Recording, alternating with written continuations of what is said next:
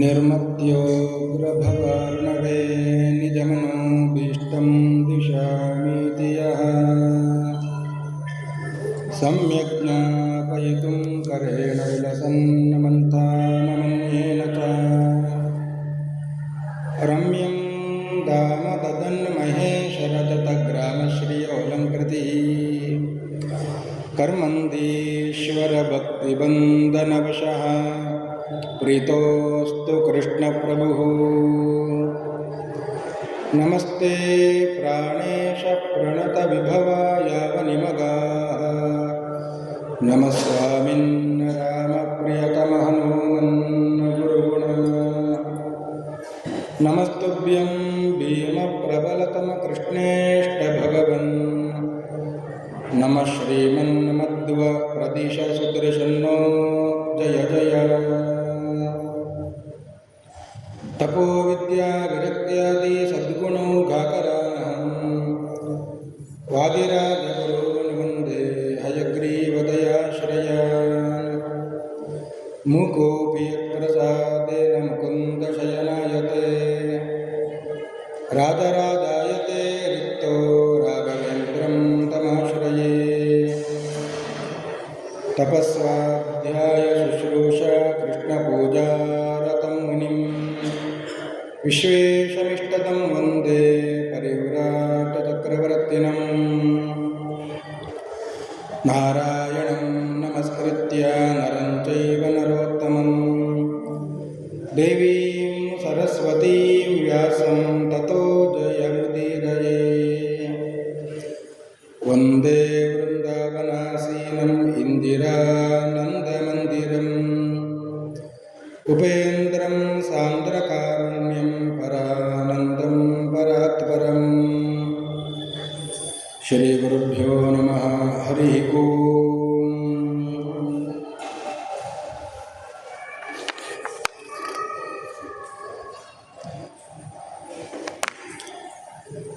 ದಾನದ ಮಹತ್ವವನ್ನು ಹೇಳ್ತಾ ಇದ್ದಾರೆ.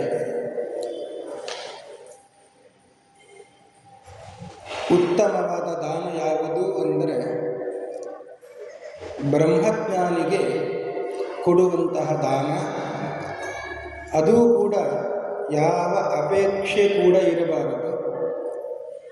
ಕೇವಲ ಭಗವಂತ ಪ್ರೀತನಾಗಲಿ ಎಂಬ ಭಾವನೆಯಿಂದ ಕೊಡುವಂತಹ ದಾನ ಅದು ಉತ್ತಮವಾದಂತಹ ದಾನ.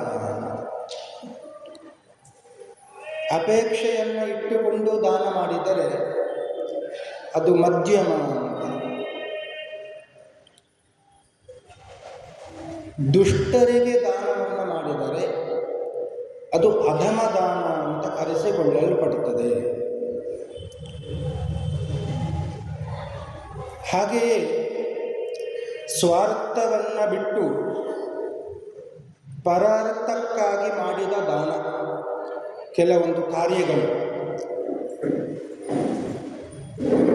ವಾಪಿ ಕೂಪ ತಟಾಕಾದಿ ನಿರ್ಮಾಣ, ಬಾವಿ ಕೆರೆ ಸರೋವರದ ನಿರ್ಮಾಣ, ಇದೆಲ್ಲವೂ ಕೂಡ ಪರರಿಗೋಸ್ಕರವೇ ಮಾಡುವಂಥದ್ದು ಕಾರ್ಯ, ತನಗೆ ಮಾತ್ರ ಬೇಕು ಅಂತ ಅಲ್ಲ.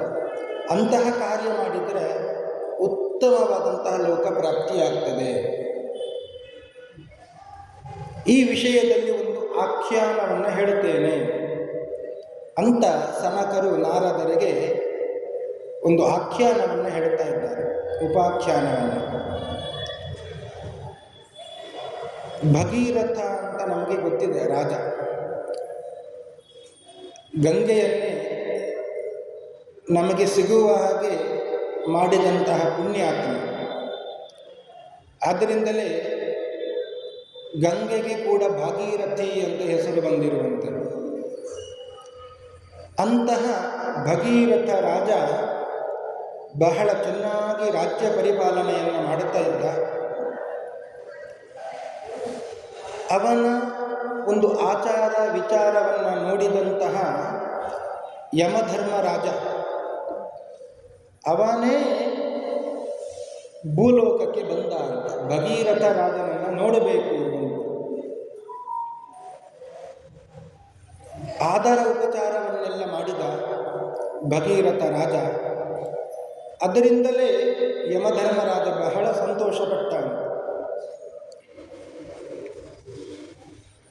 ಯಮಧರ್ಮರಾಜ ಹೇಳಿದ, ನನ್ನ ಬಳಿಯೇ ಎಲ್ಲರೂ ಬರ್ತಾರೆ, ಆದರೂ ನಿನ್ನ ಬಳಿ ನಾನು ಬಂದಿದ್ದೇನೆ ಅಂದರೆ ನಿನ್ನ ಧರ್ಮ ಕಾರ್ಯ ಪ್ರಶಂಸನೀಯವಾದದ್ದು. ಕೀರ್ತಿ ನೀತಿಶ್ಚ ಸಂಪತ್ತಿ ವರ್ತತೆ ಯತ್ರ ಭೂಪತೆ ವಸಂತಿ ತತ್ರ ನಿಯತಂ ಗುಣಾಃ ಸಂತಶ್ಚ ದೇವತಾಃ.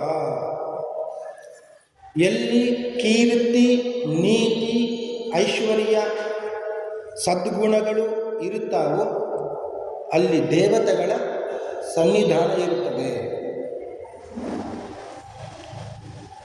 ಆದ್ದರಿಂದಲೇ ಯಮಧರ್ಮರಾಜ ಇಲ್ಲಿಗೆ ಬಂದಾಗ ಭಗೀರಥ ನಮಸ್ಕಾರ ಮಾಡಿದ. ಯಮಧರ್ಮರಾಜ ಅಂದರೆ ಬೇಕಾದಷ್ಟು ಧರ್ಮದ ಬಗ್ಗೆ ತಿಳ್ಕೊಂಡವ. ಅವನಲ್ಲಿ ಕೆಲವೊಂದು ಪ್ರಶ್ನೆಯನ್ನು ಮಾಡ್ತಾ ಇದ್ದಾನೆ. ಯಮಧರ್ಮರಾಜ ನಿನಗೆ ಸಮದರ್ಶಿ ಅಂತ ಕರೀತಾರೆ. ಸಮದರ್ಶಿ ಅಂದರೆ ಎಲ್ಲರ ಪಾಪಕ್ಕೆ ಸರಿಯಾಗಿ ಶಿಕ್ಷೆಯನ್ನು ಕೊಡುವವ, ಎಲ್ಲರ ಒಳ್ಳೆಯ ಕಾರ್ಯಕ್ಕೆ ಒಳ್ಳೆಯ ಫಲವನ್ನು ಕೊಡುವವ, ಅಪ್ಪಿತಪ್ಪಿಯೂ ಆ ಕಡೆ ಈ ಕಡೆ ಆಗುವುದಿಲ್ಲ. ನಮ್ಮಲ್ಲಿ ಅಪರಾಧ ಮಾಡಿದವರಿಗೆ ಶಿಕ್ಷೆ ಆಗುವುದಿಲ್ಲ, ಯಾರು ಅಪರಾಧವನ್ನು ಮಾಡುವುದಿಲ್ಲ ಅವರಿಗೆ ಶಿಕ್ಷೆ ಆಗ್ತದೆ. ನಮ್ಮ ಲೆಕ್ಕಾಚಾರ ಎಲ್ಲ ತಪ್ಪು ಆಗ್ತದೆ, ಆದರೆ ಯಮಧರ್ಮರಾಜನ ಲೆಕ್ಕಾಚಾರ ಯಾವತ್ತೂ ತಪ್ಪಾಗುವುದಿಲ್ಲ. ಆದ್ದರಿಂದಲೇ ಅವನಿಗೆ ಸಮದರ್ಶಿ ಅಂತ ಹೆಸರು. ಸಮದರ್ಶಿಯಾದಂತಹ ಯಮಧರ್ಮನೇ, ಧರ್ಮಾಧರ್ಮಗಳನ್ನು ಎಲ್ಲ ನೀನು ಚೆನ್ನಾಗಿ ತಿಳ್ಕೊಂಡಿದ್ದಿ.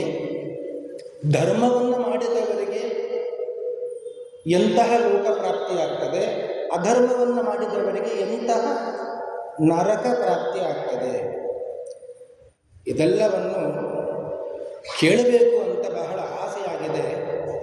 ಹೇಳು ಅಂತ ವಿನಮ್ರನಾಗಿ ಕೇಳಿದಾಗ ಯಮಧರ್ಮರಾಜ ಭಗೀರಥನಿಗೆ ಒಂದು ಕಥೆಯನ್ನು ಹೇಳುತ್ತಾ ಇದ್ದಾನೆ.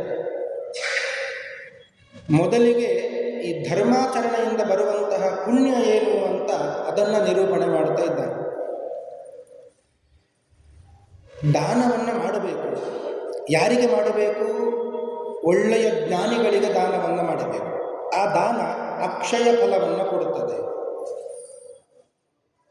ಅದರಲ್ಲಿಯೂ ಕೂಡ ಬ್ರಹ್ಮಜ್ಞಾನಿಗೆ ಒಂದು ವೃತ್ತಿಯನ್ನು ಕಲ್ಪಿಸಿಕೊಡುವಂಥದ್ದು. ಅದನ್ನು ಮಾಡಿದರೆ ಅವನಿಗೆ ಬರುವಂತಹ ಪುಣ್ಯ ಅದು ಲೆಕ್ಕ ಮಾಡಲಿಕ್ಕೆ ಸಾಧ್ಯ ಇಲ್ಲ. ಗಣ್ಯಂತೆ ಪಾಂಸವೋ ಭೂಮೇ ಗಣ್ಯಂತೆ ವೃಷ್ಟಿ ಬಿಂದವ ನ ಗಣ್ಯಂತೆ ವಿಧಾತ್ರಾಪಿ ಬ್ರಹ್ಮವೃತ್ತಿ ಫಲಾನಿ ವೈ. ಬ್ರಹ್ಮಜ್ಞಾನಿಗೆ ಜೀವನ ಉಪಾಯಕ್ಕೆ ಮಾಡಿಕೊಟ್ಟಂತಹ ವೃತ್ತಿ, ಅದರಿಂದ ಬರುವಂತಹ ಪುಣ್ಯ ಎಷ್ಟು ಬ್ರಹ್ಮದೇವರಿಗೂ ಲೆಕ್ಕ ಮಾಡಲಿಕ್ಕೆ ಆಗುವುದಿಲ್ಲ. ಭೂಮಿಯಲ್ಲಿ ಇರುವ ಧೂಳಿನ ಕಣಗಳು ಎಷ್ಟು ಅಂತ ಲೆಕ್ಕ ಮಾಡಬಹುದಂತೆ. ವೃಷ್ಟಿ ಬಿಂದವ ಮಳೆಯ ಹನಿ ಎಷ್ಟು ಬಿತ್ತು ಅಂತ ಲೆಕ್ಕ ಮಾಡಬಹುದಂತೆ. ಆದರೆ ಒಬ್ಬ ಬ್ರಹ್ಮಜ್ಞಾನಿಗೆ ವೃತ್ತಿಯನ್ನು ಕಲ್ಪಿಸಿಕೊಟ್ಟರೆ ಬರುವ ಪುಣ್ಯ ಅದನ್ನು ಮಾತ್ರ ಲೆಕ್ಕ ಮಾಡಲಿಕ್ಕೆ ಸಾಧ್ಯವೇ ಇಲ್ಲ. ಅದು ಯಾರಿಂದ? ವಿಧಾತ್ರಾಪಿ, ಬ್ರಹ್ಮನಿಂದಲೂ ಸಾಧ್ಯ ಇಲ್ಲ. ಮುಖ್ಯ ತಾತ್ಪರ್ಯ ಏನು ಅಂದರೆ ಅಷ್ಟು ಪುಣ್ಯ ಬರುತ್ತದೆ ಅಂತ. ಹೀಗೆ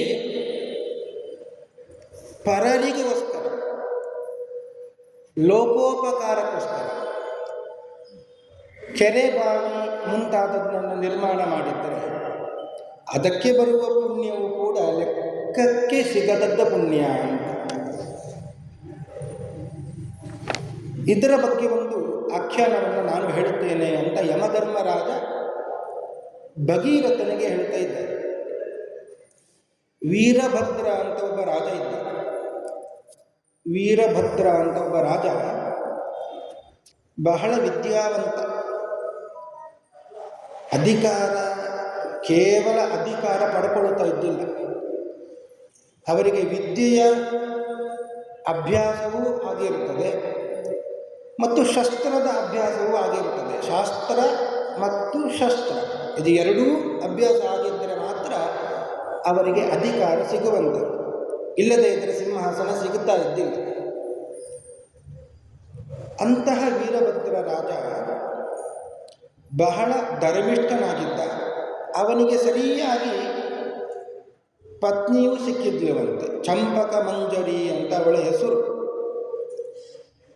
ಅವನಿಗೆ ಸರಿಯಾಗಿ ಒಬ್ಬ ಮಂತ್ರಿ, ಬುದ್ಧಿಸಾಗರ ಅಂತ, ಹೆಸರಿಗೆ ತಕ್ಕಂತೆ ಬುದ್ಧಿಯಲ್ಲಿ ಸಮುದ್ರದಷ್ಟು ವಿಸ್ತಾರ ಇದೆ ಅಂತ ಅವನಿಗೆ.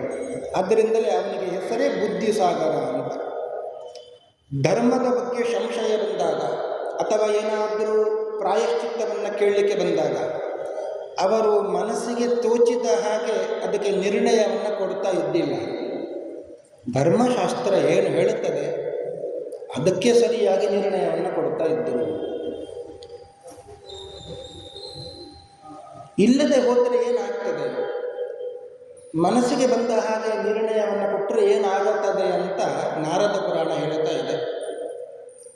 ಪ್ರಾಯಶ್ಚಿತ್ತಂ ಚಿಕಿತ್ಸಾ ಚ ಜ್ಯೋತಿಷಂ ಧರ್ಮ ನಿರ್ಣಯಂ ವಿನಾ ಶಾಸ್ತ್ರೇಣ ಯೋ ಬ್ರೂಯಾತ್ ತಮಾಹುಃ ಬ್ರಹ್ಮಘಾತಕಂ.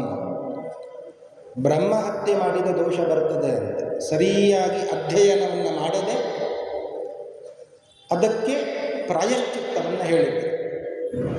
ಅರ್ಥಾತ್ ಒಬ್ಬ ಏನೋ ಒಂದು ತಪ್ಪು ಮಾಡಿದ್ದಾನೆ, ಅವ ನಮ್ಮ ಬಳಿ ಬಂದಿದ್ದಾನೆ, ಆ ತಪ್ಪಿಗೆ ಏನು ಪ್ರಾಯಶ್ಚಿತ್ತ ಅಂತ ಕೇಳಿದ್ದಾನೆ. ಆಗ ಧರ್ಮಶಾಸ್ತ್ರವನ್ನು ಅಧ್ಯಯನವನ್ನು ಮಾಡಿದರೆ ಅದಕ್ಕೆ ಸರಿಯಾಗಿ ಪ್ರಾಯಶ್ಚಿತ್ತವನ್ನು ಹೇಳಬೇಕು. ಅಧ್ಯಯನ ಮಾಡಿಲ್ಲ ಅಂದರೆ, ಹಾಗೆ ಏನು ಹೇಳಿದೆ ಅಂದರೆ ಅದು ಬ್ರಹ್ಮಹತ್ಯೆಗೆ ಸಮಾನವಾದ ಪಾಪ ಅಂತ. ಪ್ರಾಯಶ್ಚಿತ್ತಂ ಚಿಕಿತ್ಸಾಚ, ಚಿಕಿತ್ಸೆ. ಒಬ್ಬ ರೋಗಿಯಾದವ ವೈದ್ಯರ ಬಳಿಗೆ ಹೋಗ್ತಾನೆ, ಅವ ಅಧ್ಯಯನವನ್ನು ಮಾಡಿ ಈ ವೃತ್ತಿಯನ್ನು ಮಾಡ್ತಾ ಇದ್ದಾನೆ ಅಂತ ಹೋಗುವಂತೆ. ಅವ ಅಧ್ಯಯನವನ್ನು ಮಾಡದೆ ಕೇವಲ ಹೆಸರನ್ನು ಮಾತ್ರ ಇಟ್ಟುಕೊಂಡಿದ್ದಾನೆ ಅಂತ ಹೇಳಿ ಏನೋ ಒಂದು ರೋಗಕ್ಕೆ ಯಾವುದೋ ಒಂದು ಔಷಧವನ್ನು ಕೊಟ್ಟರೆ ಅವನಿಗೆ ಬ್ರಹ್ಮಹತ್ಯೆ ಮಾಡಿದ ಪಾಪ ಅಂತ. ಜ್ಯೋತಿಷಂ, ಜ್ಯೋತಿಷಿಗಳು ಅಂತ ಇರ್ತಾರೆ, ಏನು ಅಧ್ಯಯನವನ್ನು ಮಾಡಿಯೇ ಇರುವುದಿಲ್ಲ. ಏನೋ ಕಷ್ಟ ಅಂತ ಬಂದಿರುತ್ತಾರೆ ಅವರ ಬಳಿ, ಏನೋ ಒಂದು ತೋಚಿದ ಹಾಗೆ ಮನಸ್ಸಿಗೆ ಬಂದ ಹಾಗೆ ಹೇಳಿ ಕಳಿಸುವಂತೆ. ಇದು ಮಾಡಬಾರದಂತೆ. ಇದನ್ನು ಮಾಡಿದರೆ ಬ್ರಹ್ಮಹತ್ಯೆಗೆ ಸಮಾನವಾದ ದೋಷ ಬರ್ತದೆ. ಧರ್ಮ ನಿರ್ಣಯಂ, ಧರ್ಮ ನಿರ್ಣಯ. ಏನೋ ಒಂದು ವಿಷಯದಲ್ಲಿ ಧರ್ಮ ಸಂಕಟ ಬಂದಿದೆ, ಸಂದೇಹ ಬಂದಿದೆ ಅಂತಾದಾಗ ಅವರಿಗೆ ನಿರ್ಣಯವನ್ನು ಹೇಳುವಾಗ ಧರ್ಮಶಾಸ್ತ್ರ ಅಧ್ಯಯನವನ್ನು ಮಾಡಿ ಹೇಳಬೇಕು. ಅವರು ಮಾಡಿದ್ರು, ಇವರು ಮಾಡಿದ್ರು, ಆದ್ದರಿಂದ ನಾವು ಮಾಡಬೇಕು ಅಂತ ಈ ರೀತಿಯಾಗಿ ನಿರ್ಣಯವನ್ನು ಕೊಡಬಾರದು. ಶಾಸ್ತ್ರ ಏನು ಹೇಳುತ್ತದೆ ಅದಕ್ಕೆ ಸರಿಯಾಗಿ ನಿರ್ಣಯವನ್ನು ಕೊಡಬೇಕು. ಇಲ್ಲದೆ ಹೋದರೆ ತಮಾಹುಃ ಬ್ರಹ್ಮಘಾತಕಂ, ಅವ ಬ್ರಹ್ಮಹತ್ಯೆ ಮಾಡಿದವ ಅಂತ ಆಗ್ತದೆ. ಆ ಕಾರಣದಿಂದಲೇ ಈ ವೀರಭದ್ರ ಬುದ್ಧಿಸಾಗರ ಅವರು ಧರ್ಮಶಾಸ್ತ್ರಕ್ಕೆ ಸರಿಯಾಗಿ ನಿರ್ಣಯವನ್ನು ಕೊಡ್ತಾ ಇದ್ದರು. ಅಂತಹ ಇವನ ರಾಜ್ಯದಲ್ಲಿ ಧರ್ಮ ಭೂಯಿಷ್ಠವಾಗಿತ್ತು ರಾಜ್ಯ. ಆದ್ದರಿಂದ ಯಾವ ಒಂದು ಅವಘಡಗಳು ಕೂಡ ಆಗ್ತಾ ಇದ್ದಿಲ್ಲ. ಅಂತಹ ವೀರಭದ್ರ ಎಂಬ ರಾಜ ಕಾಡಿಗೆ ಬೇಟೆಯಾಡಲಿಕ್ಕೆ ಅಂತ ಹೋದ. ಕ್ರೂರ ಮೃಗಗಳನ್ನು ಸಾಯಿಸಬೇಕು ಅಂತ ಎಷ್ಟು ಅನ್ವೇಷಣೆ ಮಾಡಿದ್ದರೂ ಅವನಿಗೆ ಕ್ರೂರ ಮೃಗಗಳೇ ಸಿಗ್ತಾ ಇದ್ದಿಲ್ಲ. ಅವನ ರಾಜ್ಯ ಧರ್ಮಭೂಯಿಷ್ಠವಾಗಿತ್ತು. ಆದ್ದರಿಂದ ಅವನ ರಾಜ್ಯದ ಕಾಡಿನಲ್ಲಿ ಕ್ರೂರ ಮೃಗಗಳು ಕೂಡ ಇದ್ದಿಲ್ಲ.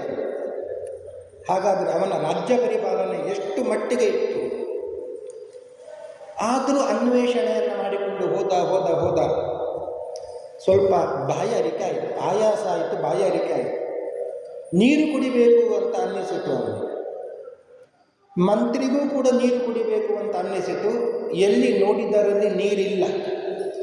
ಒಂದು ಕಡೆ ಕಂಡಿತು ಅಂತೆ, ಒಂದು ಆಳವಾದಂತಹ ಒಂದು ಪ್ರದೇಶ ಕಂಡಿತು. ಅಲ್ಲಿಗೆ ಅವ ಹೋಗಿ ನೋಡುತ್ತಾನೆ. ಅದು ಒಂದು ಬಾವಿ, ಕೆರೆ, ದೊಡ್ಡ ಬಾವಿ. ಅಲ್ಲಿ ಹೋದಾಗ ಅಲ್ಲಿ ನೀರು ಮಾತ್ರ ಇದ್ದಿಲ್ಲ, ಆಳ ಇತ್ತು, ನೀರಿದ್ದಿಲ್ಲ.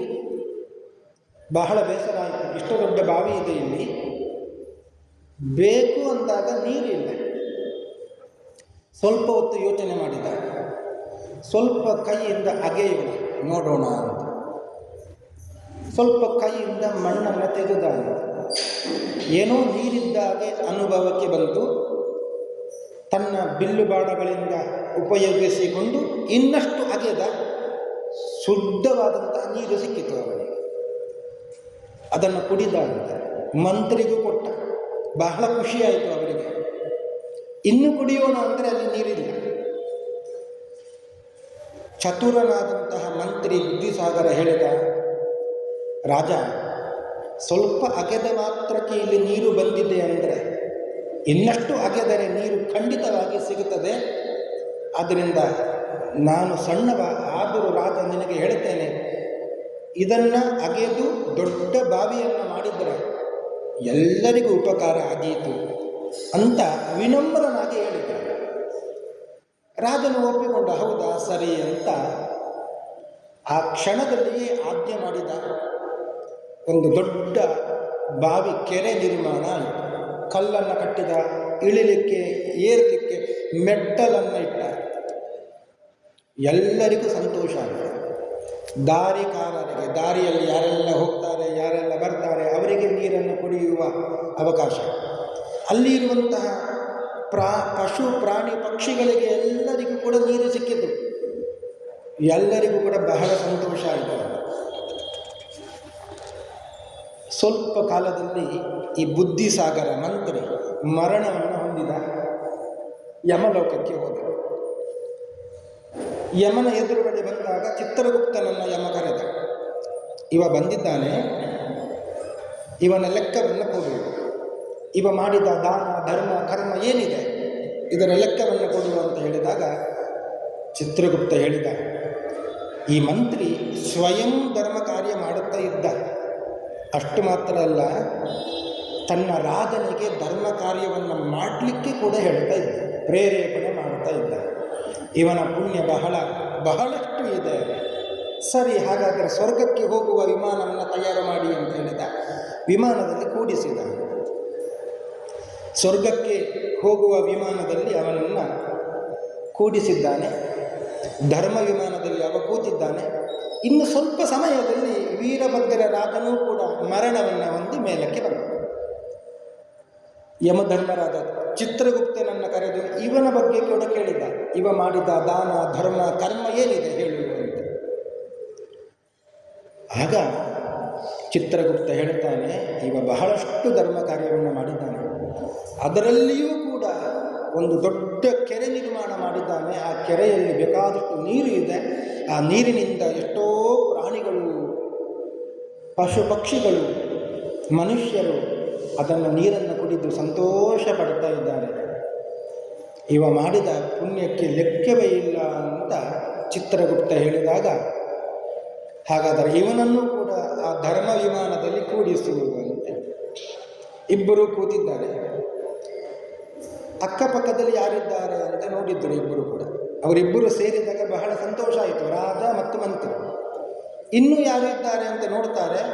ಒಂದು ಹಕ್ಕಿ ಇದೆ ಅಂತೆ, ಇನ್ನೊಂದು ಹಂದಿ ಇದೆ ಅಂತೆ, ಇನ್ನೊಂದು ಆನೆ ಕೂಡ ಅಲ್ಲಿ ಕೂತಿದೆ. ಆಶ್ಚರ್ಯ ಆಯಿತು. ಇವೆಲ್ಲ ಯಾಕೆ ಬಂತು, ಹೇಗೆ ಬಂದವು? ಮತ್ತೆ ಅಲ್ಲೇ ಇರುವ ಯಮಧರ್ಮದ ರಾಜನಲ್ಲಿ ಅವ ಕೇಳಿದ, ಇವರೆಲ್ಲ ಯಾಕೆ ಬಂದರು, ಎಂಥ ಪುಣ್ಯವನ್ನು ಮಾಡಿ ಬಂದರು ಇವರು ಅಂತ.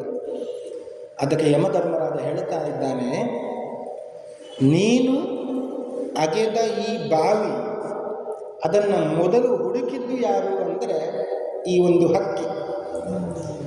ಹಕ್ಕಿ ನೀರು ಕುಡಿಬೇಕು ಅಂತ ಆ ಪ್ರದೇಶಕ್ಕೆ ಬಂದಾಗ ಅದು ಸ್ವಲ್ಪ ಆಳ ಇತ್ತು ಅಷ್ಟೇ.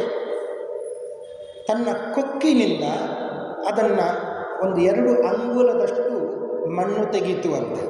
ಆಗ ಅದಕ್ಕೆ ನೀರು ಸಿಕ್ಕಿತು. ಆ ನೀರನ್ನು ಕುಡಿತು, ಅದು ಹೋಯಿತು. ಸ್ವಲ್ಪ ಸಮಯ ಆದಮೇಲೆ ಅಲ್ಲಿಗೆ ಒಂದು ಹಂದಿ ಬಂದಿತ್ತು ಅಂತ. ಅದಕ್ಕೂ ಬಾಯಾರಿಕೆ ಆಯಿತು. ಆ ಹಂದಿ ಏನು ಮಾಡಿತು, ತನ್ನ ಮುಖದಿಂದ ಆ ಮಣ್ಣನ್ನು ಕೆದಕಿತು. ಅಲ್ಲಿ ಸ್ವಲ್ಪ ನೀರು ಬಂತು, ಆ ನೀರನ್ನು ಅದು ಕೂಡ ಕುಡಿತು, ಅದು ಹೋಯಿತು. ಸ್ವಲ್ಪ ಸಮಯ ಆದಮೇಲೆ ಅದಕ್ಕೆ ಕೂಡ ಬಾಯಾರಿಕೆ ಆಗಿ ಮತ್ತೆ ಅಲ್ಲಿಗೆ ಬಂತು ಅಂತ. ಅಲ್ಲಿ ನೀರು ಇರುವ ವಿಷಯ ಗೊತ್ತಿತ್ತು, ನೀರನ್ನು ಕುಡಿಬೇಕು ಅಂದರೆ ನೀರಿಲ್ಲ.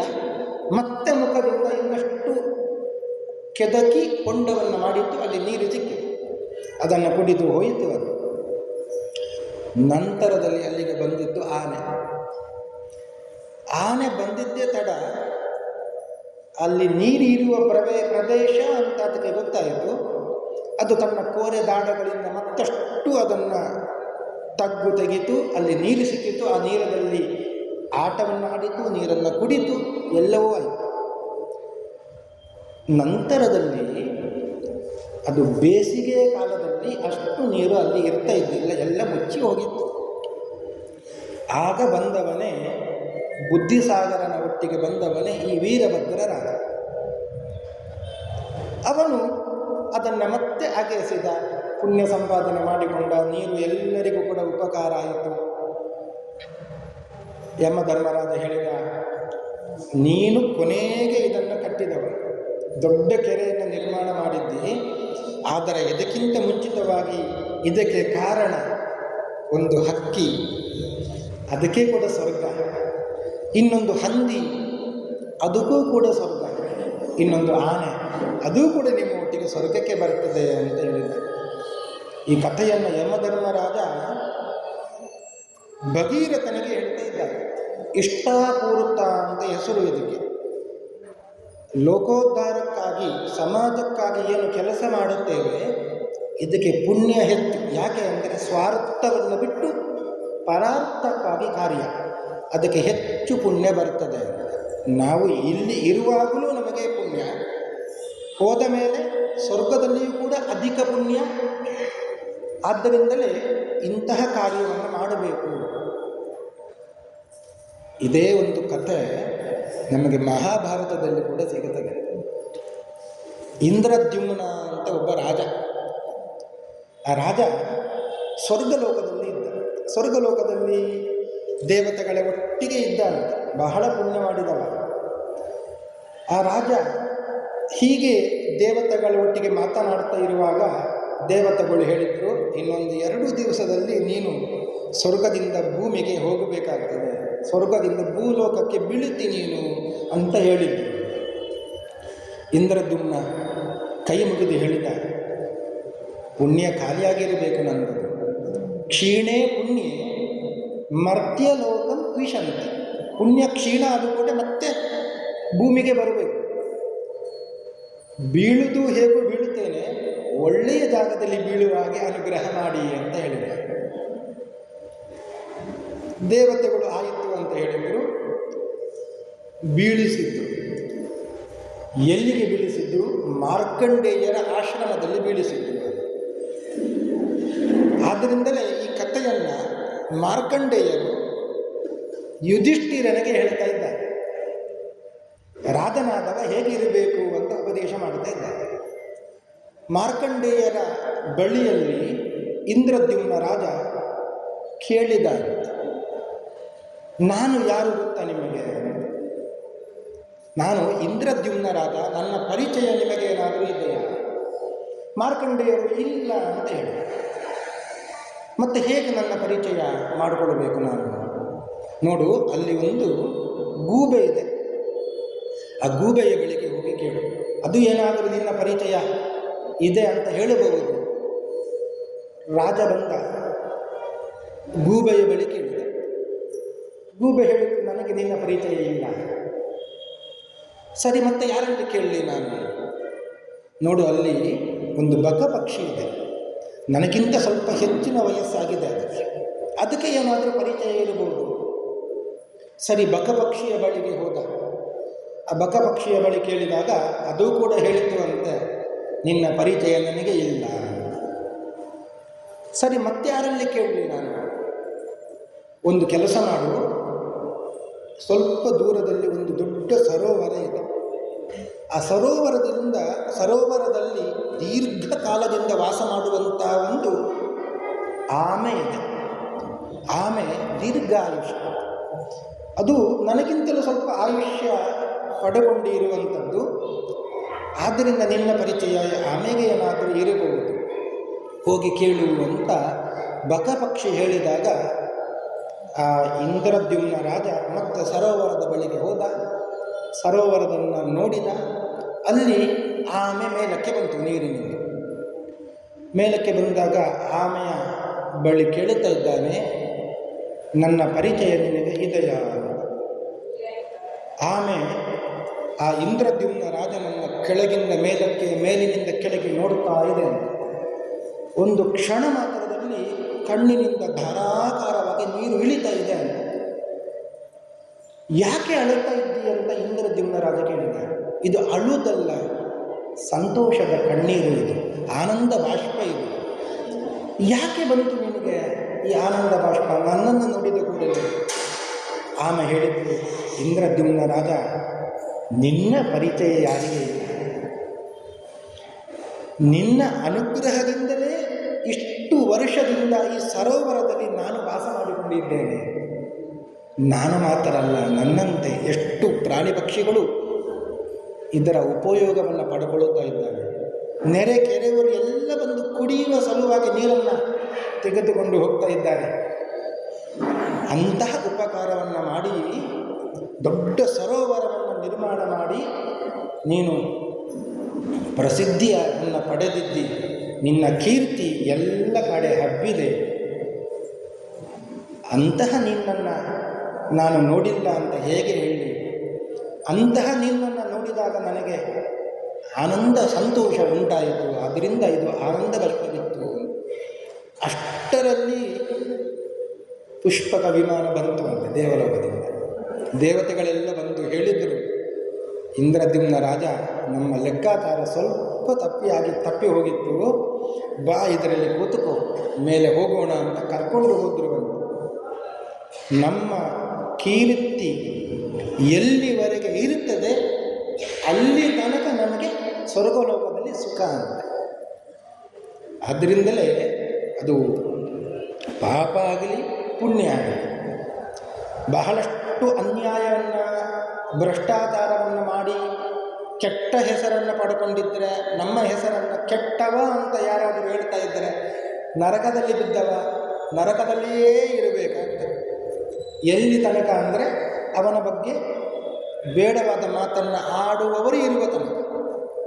ಅದೇ ಪುಣ್ಯವನ್ನು ಮಾಡಿ ಸ್ವರ್ಗಕ್ಕೆ ಹೋದರೆ, ಆ ಕೀರ್ತಿಯನಾದರೂ ಇದ್ದರೆ, ಒಳ್ಳೆಯ ಕೆಲಸವನ್ನು ಮಾಡಿ ಕೀರ್ತಿ ಸಂಪಾದನೆ ಆಗಿದ್ದರೆ, ಯಾರು ಒಳ್ಳೆಯ ಮಾತನ್ನು ಇವನ ಬಗ್ಗೆ ಹೇಳುತ್ತಾ ಇರುತ್ತಾರೋ ಅಲ್ಲಿಯ ತನಕ ಸ್ವರ್ಗಲೋಕದಲ್ಲಿ ವಾಸ ಮಾಡಬಹುದು.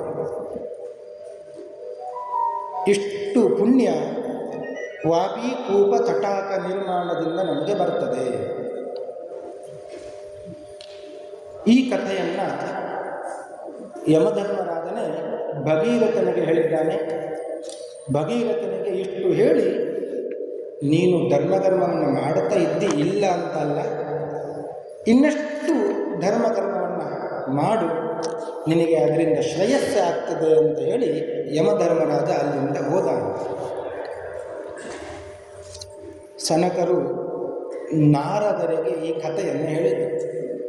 ಮತ್ತೆ ಸನಕರು ಹೇಳ್ತಾ ಇದ್ದಾರೆ ನಾರದರಿಗೆ, ದಾನ ಬೇಕಾದಷ್ಟು ಇದೆ. ಅದರಲ್ಲಿ ಪ್ರಸಿದ್ಧವಾದಂತಹ ದಾನ ಒಂದು ವಿದ್ಯಾದಾನ, ಭೂದಾನ, ಗೋದಾನ. ಇದು ಬಹಳ ಪ್ರಸಿದ್ಧವಾದಂತಹ ದಾನ. ಭೂದಾನ, ಗೋದಾನ, ವಿದ್ಯಾದಾನ. ಅದರಲ್ಲಿಯೂ ಕೂಡ ಸರ್ವೇಷಾಮಪಿ ದಾನಾನಾಂ ವಿದ್ಯಾದಾನಂ ವಿಶಿಷ್ಯತೆ. ವಿದ್ಯಾದಾನೇನ ಸಾಯುಜ್ಯಂ ಮಾಧವಸ್ಯ ವ್ರಜೇನ್ನರಃ. ಎಲ್ಲ ದಾನಗಳಲ್ಲಿ ಶ್ರೇಷ್ಠವಾದ ವಿದ್ಯಾದಾನ, ಜ್ಞಾನವನ್ನು ಕೊಡಬೇಕು. ವಿದ್ಯಾದಾನ ಶ್ರೇಷ್ಠವಾದ ದಾನ. ಯಾಕೆ ಅಂದರೆ ಬೇರೆ ವಸ್ತುಗಳನ್ನು ಕೊಟ್ಟಾಗ ಅದು ನಮ್ಮನ್ನು ಬಿಟ್ಟು ಅಲ್ಲಿಗೆ ಹೋಗ್ತದೆ, ಖಾಲಿ ಆಗ್ತದೆ. ವಿದ್ಯಾದಾನ ಹಾಗಲ್ಲ. ನಾವು ಎಷ್ಟು ಕೊಡ್ತೇವೆ ಅಷ್ಟು ವೃದ್ಧಿ ಆಗ್ತದೆ. ಆದ್ದರಿಂದಲೇ ಶ್ರೇಷ್ಠವಾದ ದಾನ ವಿದ್ಯಾದಾನ. ಅದರ ಒಟ್ಟಿಗೆ ಇನ್ನೊಂದು ದಾನವನ್ನು ಕೂಡ ಹೇಳಿದರು, ಅನ್ನದಾನ ಉತ್ತಮವಾದ ದಾನ. ಯಾಕೆ ಅಂದರೆ ಅನ್ನದಾನವನ್ನು ಮಾಡಿದ ಮೇಲೆ ಊಟ ಮಾಡಿದವ ಇನ್ನೂ ಸ್ವಲ್ಪ ಹಾಕುವುದಾ ಅಂತ ಕೇಳಿದರೆ ಅವ ಬೇಡ ಅಂತ ಹೇಳ್ತಾನೆ. ಈ ಬೇಡ ಬುದ್ಧಿ ಊಟದಲ್ಲಿ ಬಿಟ್ಟು ಬೇರೆ ಯಾವುದರಲ್ಲಿ ಬರುವುದಿಲ್ಲ. ನೀವು ಏನೇ ಕೊಡಿ, ದಕ್ಷಿಣೆ ಕೊಡಿ ಅಥವಾ ಬೇರೆ ವಸ್ತುಗಳನ್ನು ಕೊಡಿ, ಇನ್ನೂ ಬೇಕು ಅಂತ ಆಗ್ತದೆ, ಸಾಕು ಅಂತ ಆಗ್ತದೆ. ಅನ್ನದಾನವನ್ನು ಮಾಡಿದರೆ ಹೊಟ್ಟೆ ತುಂಬಿದ ಮೇಲೆ ಸಾಕು ಅಂತ ಆಗ್ತದೆ. ಇನ್ನಷ್ಟು ಹಾಕಿದರೂ ಅದು ಬೇಡ ಅಂತಲೇ ಆಗ್ತದೆ. ಅದರಿಂದ ಅಲಂಭಾವ ಬರೋದು ಅದು ಅನ್ನದಾನದಿಂದ ಮಾತ್ರ. ಆದ್ದರಿಂದ ಅದರಲ್ಲಿಯೂ ಕೂಡ ಸದ್ಯ ತುಷ್ಟಿಕರಂ ದಾನಂ ಸರ್ವಕಾಮ ಫಲಪ್ರದಂ ತಸ್ಮಾತ್ ಅನ್ನ ಸಮಂ ದಾನಂ ನಾಸ್ತಿ ಭೂಪಾಲ ಭೂಪತೆ. ಅನ್ನದಾನವನ್ನು ಮಾಡಿದ್ರಿಂದ ಫಲ ಶೀಘ್ರ ಆಗುತ್ತೆ. ಊಟ ರುಚಿಯಾಗಿತ್ತು ಅಂದರೆ, ಅವ ತಿಂದು ಅವನಿಗೆ ಸಂತೋಷ ಆಯಿತು ಅಂದರೆ ಅವನ ಒಳಗೆ ಇರುವ ಭಗವಂತ ಪ್ರೀತನಾದ ಅಂತ ಲೆಕ್ಕ. ಅನ್ನದಾನ ಮಾಡೋದು ಯಾರಿಗೆ? ಅವರ ಒಳಗೆ ಇರುವ ಭಗವಂತನಿಗೆ. ಶುದ್ಧವಾದಂತಹ ಪ್ರತೀಕ ಅಂತ. ಆದ್ದರಿಂದಲೇ ಸದ್ಯ ತುಷ್ಟಿಕರಂ ದಾನ, ಕೂಡಲೇ ಸಂತೋಷವನ್ನು ಕೊಡುವಂತಹ ದಾನ. ಅದಕ್ಕೆ ಫಲ ಅನ್ನದಾನ ಮಾಡಿದವನಿಗೆ ಶೀಘ್ರವಾಗಿ ಸಿಗ್ತದೆ. ಅದರಿಂದಲೇ ಕನ್ನಡದಲ್ಲಿ ಒಂದು ಗಾದೆ ಇದೆ, ಉಂಡವ ಹರಸಬೇಕಾಗಿಲ್ಲ, ನೊಂದವ ಶಪಿಸಬೇಕಾಗಿಲ್ಲ. ಯಾರಿಗಾದರೂ ನೋವನ್ನು ಕೊಟ್ಟರೆ ಅವ ತಿರುಗಿ ಏನು ಹೇಳಬೇಕಂತ ಇಲ್ಲ, ಅವನ ಕಣ್ಣೀರು ಸಾಕು, ಶಾಪ ಬಂದೇ ಬಿಡುತ್ತದೆ. ಉಂಡವ ಒಳ್ಳೆಯದಾಗಲಿ ಅಂತ ಹೇಳಬೇಕಾಗಿಲ್ಲ, ಅವ ಸಂತೋಷಪಟ್ಟರೆ ಸಾಕು, ಅಲ್ಲಿಂದ ಪುಣ್ಯ ಬಂದೇ ಬಿಡುತ್ತದೆ. ಆದ್ದರಿಂದ ಅನ್ನದಾನವು ಕೂಡ ವಿಶೇಷವಾದಂತಹ ದಾನ. ಅದರಿಂದಲೇ ಹೇಳುತ್ತಾರೆ, ಬಹೂನಿ ಧರ್ಮ ಜಾಲಾನಿ ಸಾಪಾಯಾನಿ ಕಲೋಯುಗೆ ಹರಿಸ್ಮೃತಿ ಚಾನ್ನದಾನಂ ನಿರಪಾಯ ಮಿತಿ ಸ್ಮೃತಂ. ಕಲಿಯುಗದಲ್ಲಿ ಬೇಕಾದಷ್ಟು ಇದೆ ಪುಣ್ಯ ಸಂಪಾದನೆಗೆ. ಆದರೆ ಆ ಎಲ್ಲ ಧರ್ಮಗಳು ಅದು ಸ್ವಲ್ಪ ಅಪಾಯದಲ್ಲಿ ಕೂಡಿದ್ದಾವೆ. ದೊಡ್ಡ ಯಾಗ ಮಾಡಬೇಕು, ಯಾಗದಲ್ಲಿ ತಪ್ಪು ಆಗುತ್ತದೆ, ಸಿಗಬೇಕಾದಂಥ ದ್ರವ್ಯ ಸಿಗುವುದಿಲ್ಲ, ದ್ರವ್ಯದಲ್ಲಿಯೂ ಕೂಡ ನ್ಯೂನತೆ, ಮತ್ತು ಹೇಳುವ ಮಂತ್ರಗಳಲ್ಲಿ ನ್ಯೂನತೆ, ಇದೆಲ್ಲವೂ ಆಗುವಂಥದ್ದು. ಮಂತ್ರ ತಂತ್ರ ಸ್ವರ ವರ್ಣ ಲೋಪ ಎಲ್ಲವೂ ಆಗ್ತದೆ ಅಂತ. ಒಂದು ಪುಣ್ಯ ಸಂಪಾದನೆಗೆ ಹೋಗುವಾಗ ಇನ್ನಷ್ಟು ಪಾಪಗಳು ಬರುತ್ತದೆ. ಕೊನೆಗೆ ನಾಮತ್ರಯ ಇದೆ, ಇಲ್ಲ ಅಂತ ಅಲ್ಲ, ಅಚ್ಯುತ ಅನಂತ ಗೋವಿಂದ ಅಂತ ಹೇಳಬಹುದು. ಆದರೂ ಅಪಾಯದಿಂದ ಕೂಡಿರುವ ಧರ್ಮದಾಲಗಳು ಇವೆಲ್ಲವೂ ಕೂಡ ಎರಡು ಮಾತ್ರ ಅಪಾಯ ಇಲ್ಲ. ಹರಿಸ್ಮೃತಿ ಅನ್ನದಾನ, ಇದು ಎರಡರಲ್ಲಿ ತಪ್ಪಾಗುವುದೇ ಇಲ್ಲ. ಹರಿಸ್ಮೃತಿ ಭಗವಂತನ ನಾಮಸ್ಮರಣೆ ಯಾವಾಗ ಬೇಕಾದರೂ ಎಲ್ಲಿ ಬೇಕಾದರೂ ಮಾಡಬಹುದು. ಏನಾದರೂ ತಪ್ಪು ಶಬ್ದವನ್ನು ಪ್ರಯೋಗ ಮಾಡಿದ್ರು ಎಲ್ಲ ಅಕ್ಷರಗಳಿಂದ ವಾಚ್ಯನಾದವ ಅದು ಭಗವಂತ. ಆದ್ದರಿಂದ ಎಲ್ಲ ವರ್ಣಗಳು ಕೂಡ ಭಗವಂತನನ್ನೇ ಪ್ರತಿಪಾದನೆ ಮಾಡ್ತಾ ಇದೆ. ಆದ್ದರಿಂದ ನಾಮಸ್ಮರಣೆಗೆ ಯಾವ ದೋಷವೂ ಇಲ್ಲ. ಇನ್ನು ಅನ್ನದಾನ, ಅಡಿಗೆಯವರು ಸರಿಯಾಗಿ ಮಾಡಿರಬೇಕು, ತಿನ್ನುವವರು ಒಳ್ಳೆಯ ಮನಸ್ಸಿನಿಂದ ತಿನ್ನಬೇಕು, ಆಗ ಯಾವ ದೋಷವೂ ಇಲ್ಲ. ಆದ್ದರಿಂದಲೇ ನಿರಪಾಯವಾದದ್ದು ಎರಡು, ಒಂದು ಹರಿಸ್ಮರಣೆ, ಇನ್ನೊಂದು ಅನ್ನದಾನ. ಆದ್ದರಿಂದ ಅನ್ನದಾನಕ್ಕೂ ಕೂಡ ಅಷ್ಟು ಮಹತ್ವವನ್ನು ಕೊಟ್ಟಿದ್ದಾರೆ. ಯಾವುದೇ ಸತ್ಕರ್ಮವನ್ನು ಮಾಡಲಿ ಅನ್ನದಾನ ಇಲ್ಲದೆ ಆ ಸತ್ಕರ್ಮ ಪರಿಪೂರ್ಣ ಆಗುವುದಿಲ್ಲ. ಯಾಕೆ? ಸತ್ಕರ್ಮದಲ್ಲಿ ಬಂದಂತಹ ನ್ಯೂನತೆಗಳು ಅನ್ನದಾನದಿಂದ ಪರಿಪೂರ್ಣತೆಯನ್ನು ಹೊಂದುತ್ತದೆ. ಆದ್ದರಿಂದ ಅನ್ನದಾನ ಬಹಳ ಶ್ರೇಷ್ಠವಾದ ದಾನ.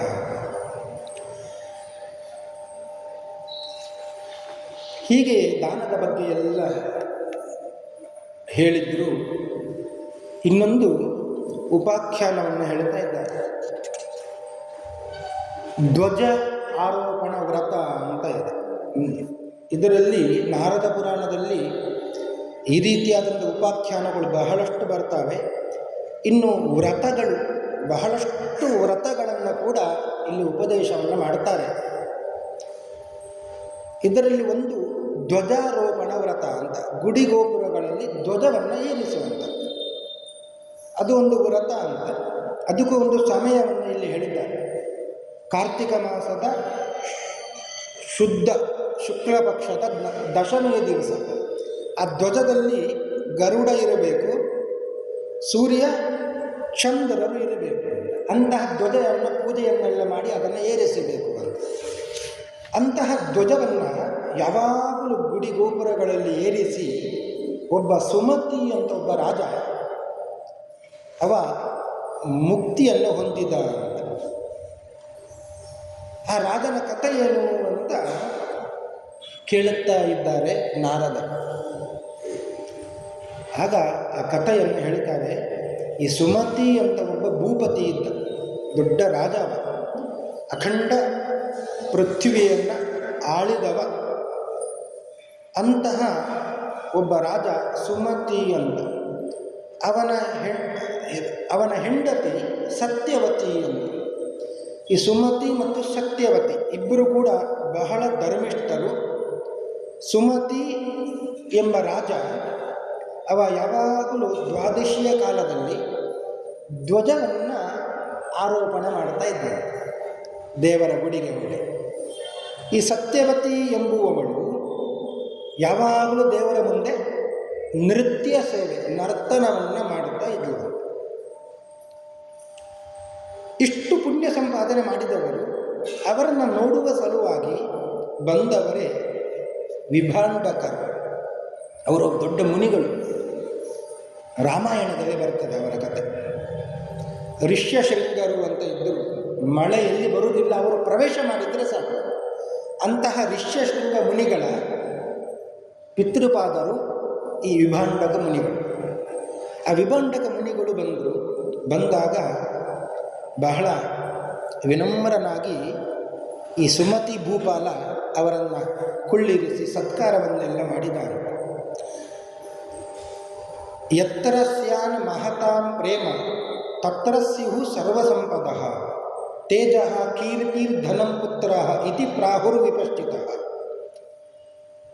ಎಲ್ಲಿ ಮಹಾತ್ಮರು ಬರ್ತಾರೋ ಅವರಿಗೆ ಆದರ ಉಪಚಾರಗಳು ಎಲ್ಲಿ ನಡೀತಾವೋ ಅಲ್ಲಿ ಸರ್ವ ಸಂಪದಃ, ಎಲ್ಲ ಸಂಪತ್ತುಗಳು ಬಂದು ಸೇರ್ತವೆ.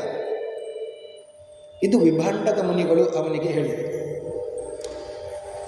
ಇನ್ನೊಂದು ಹೇಳಿದರು, ಎಷ್ಟು ವಿನಯ ನಿನಗೆ, ಇಷ್ಟು ದೊಡ್ಡ ಪೃಥ್ವಿಗೆ, ಅಖಂಡ ಪೃಥ್ವಿಗೆ ಅಧಿಪತಿಯಾದ ನೀನು ಎಷ್ಟು ವಿನಮ್ರತೆಯನ್ನು ತೋರಿಸ್ತಾ ಇದ್ದೆ.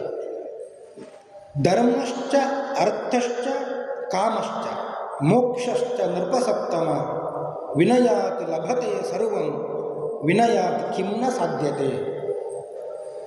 ವಿನಯದಿಂದ ಧರ್ಮ ಅರ್ಥ ಕಾಮ ಮೋಕ್ಷ ಎಲ್ಲವೂ ಪ್ರಾಪ್ತಿಯಾಗ್ತದೆ. ಕಿಂ ನ ಲಭ್ಯತೆ, ವಿನಯದಿಂದ ಸಿಗದೇ ಇರುವ ವಸ್ತು ಯಾವುದೇ ಇದೆ, ಎಲ್ಲವೂ ಪ್ರಾಪ್ತಿಯಾಗ್ತದೆ. ಅಂತಹ ವಿನಯವನ್ನು ಇಟ್ಟುಕೊಂಡಿದ್ದೀನಿ ನೀನು. ನಾನು ಇಲ್ಲಿಗೆ ಬಂದ ಉದ್ದೇಶ ಏನು ಅಂದರೆ, ನೀನು ಯಾವಾಗಲೂ ಧ್ವಜವನ್ನು ಏರಿಸ್ತಾ ಇರ್ತಿ, ನಿನ್ನ ಮಡದಿ ಯಾವಾಗಲೂ ದೇವರ ಮುಂದೆ ನೃತ್ಯವನ್ನು ಮಾಡುತ್ತಾ ಇರ್ತಾಳೆ. ಇದು ಹೇಗೆ? ಇದಕ್ಕೆ ಏನು ಕಾರಣ ಹೇಳಬೇಕು ಅಂತ ಕೇಳಿದಾಗ ಆ ಸುಮತಿ ಭೂಪಾಲ ಹೇಳ್ತಾನೆ, ನನ್ನ ಪೂರ್ವ ಜನ್ಮದ ಸ್ಮರಣೆ ನನಗೆ ಇದೆ, ಅದು ದೇವರ ಅನುಗ್ರಹ, ನಿಮ್ಮಂಥ ಮಹಾತ್ಮರ ಅನುಗ್ರಹ. ಯಾಕೆ ಈ ರೀತಿಯಾಗಿ ಆಯಿತು ಅಂತ ನಾನು ಹೇಳುತ್ತೇನೆ ಅಂತ ತನ್ನ ಪೂರ್ವ ಜನ್ಮದ ವೃತ್ತಾಂತವನ್ನು ಹೇಳುತ್ತಾ ಇದ್ದಾನೆ. ಆ ಸುಮತಿ ಎಂಬುವವ ಒಬ್ಬ ದಾಸನಾಗಿದ್ದಾನೆ, ಮಾಲಿನಿ ಅಂತ ಅವನ ಹೆಸರು. ಇವಳು ಸತ್ಯವತಿ, ಅವಳು ಕೂಡ ಹಿಂದಿನ ಜನ್ಮದಲ್ಲಿ ಒಬ್ಬಳು ವೇಶ್ಯೆಯಾಗಿದ್ದಾಳೆ, ಕೋಕಿಲಿನಿ ಅಂತ ಅವಳ ಹೆಸರು. ಅವರಿಬ್ಬರು ಮಾಡದ ಪಾಪ ಕರ್ಮಗಳು ಇಲ್ಲ ಅಂತ. ಎಲ್ಲವನ್ನೂ ಬೇಡದ ಕಾರ್ಯವನ್ನೆಲ್ಲ ಮಾಡಿಬಿಟ್ಟಿದ್ದಾರೆ. ನಿಜವಾಗಿಯೂ ಕೂಡ ಈ ಮಾಲಿನಿ ಎಂಬ ದಾಸ ಬೇರೆ, ಕೋಕಿಲಿನಿ ಅವಳು ಬೇರೆ, ಯಾರದ್ದೋ ಹೆಂಡತಿ ಅವಳು. ಆದರೂ ಗಂಡನನ್ನು ಬಿಟ್ಟು ಈ ದಾಸನನ್ನು ಸೇರಿಕೊಂಡಿದ್ದಾರೆ.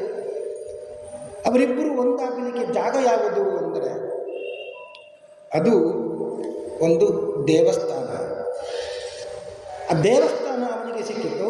ಆ ದೇವಸ್ಥಾನದಲ್ಲಿ ಕೇವಲ ದೇವರ ಕುರುಹು ಮಾತ್ರ, ಮತ್ತೆ ಪಾಳು ಬಿದ್ದ ಗುಡಿ ಅಂತ.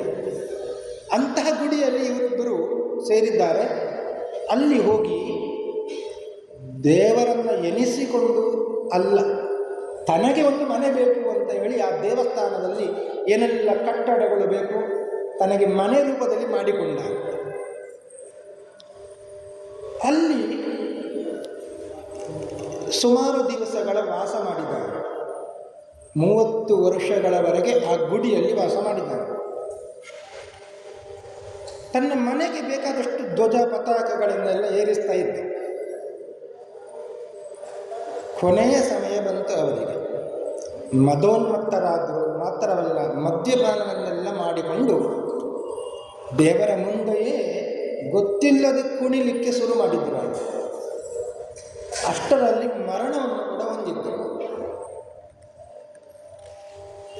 ಯಮಲೋಕಕ್ಕೆ ಹೋದರು. ಯಮ ಕೇಳಿದ ಚಿತ್ರಗುಪ್ತರನ್ನು ಕರೆದು,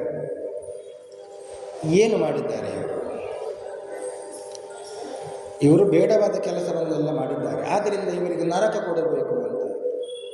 ನರಕ ಕೊಡುವುದು ಅಂದ ಮಾತ್ರಕ್ಕೆ ವಿಷ್ಣು ದೂತರು ಬಂದರು. ಇವರಿಗೆ ನರಕ ಕೊಡುವ ಹಾಗೆ ಇಲ್ಲ. ಯಾಕೆ ಅಂದರೆ ಇವರು ವಾಸ ಮಾಡಿದ್ದು ವಿಷ್ಣು ಮಂದಿರದಲ್ಲಿ. ಜೀರ್ಣೋದ್ಧಾರದ ಕಾರ್ಯವನ್ನು ಇವರು ಮಾಡಿದ್ದಾರೆ. ಅದು ಪಾಳು ಬಿದ್ದ ದೇವಸ್ಥಾನ. ಅಂತಹ ದೇವಸ್ಥಾನದಲ್ಲಿ ಬೇಕಾದಂತಹ ಕಟ್ಟಡ ನಿರ್ಮಾಣ ಮಾಡಿದ್ದಾರೆ. ದೀಪ ಇಲ್ಲದ ಗುಡಿಯಲ್ಲಿ ದೀಪವನ್ನು ಹಚ್ಚಿದ್ದಾರೆ. ಮಾತ್ರವಲ್ಲ, ಯಾವಾಗಲೂ ಪತಾಕೆಯನ್ನು ಹಾರಿಸಿದ್ದಾರೆ. ಕೊನೆಯ ಕಾಲದಲ್ಲಿ ಇಬ್ಬರು ಸೇರಿಕೊಂಡು ನರ್ತನವನ್ನು ಮಾಡಿದ್ದಾರೆ. ಆದ್ದರಿಂದ ಇವರಿಗೆ ನರಕ ಅಲ್ಲ ಅಂತ ಹೇಳಿದರು.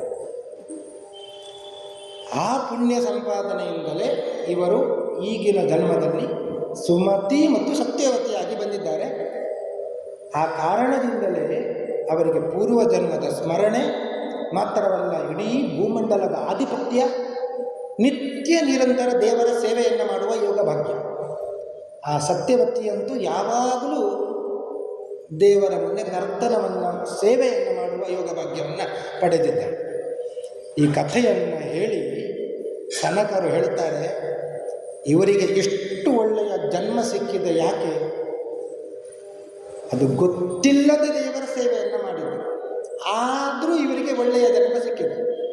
ಇನ್ನು ಗೊತ್ತಿದ್ದು ದೇವರ ಸೇವೆಯನ್ನು ಮಾಡಿದರೆ ಎಷ್ಟು ಪುಣ್ಯ ಬರುತ್ತದೆ.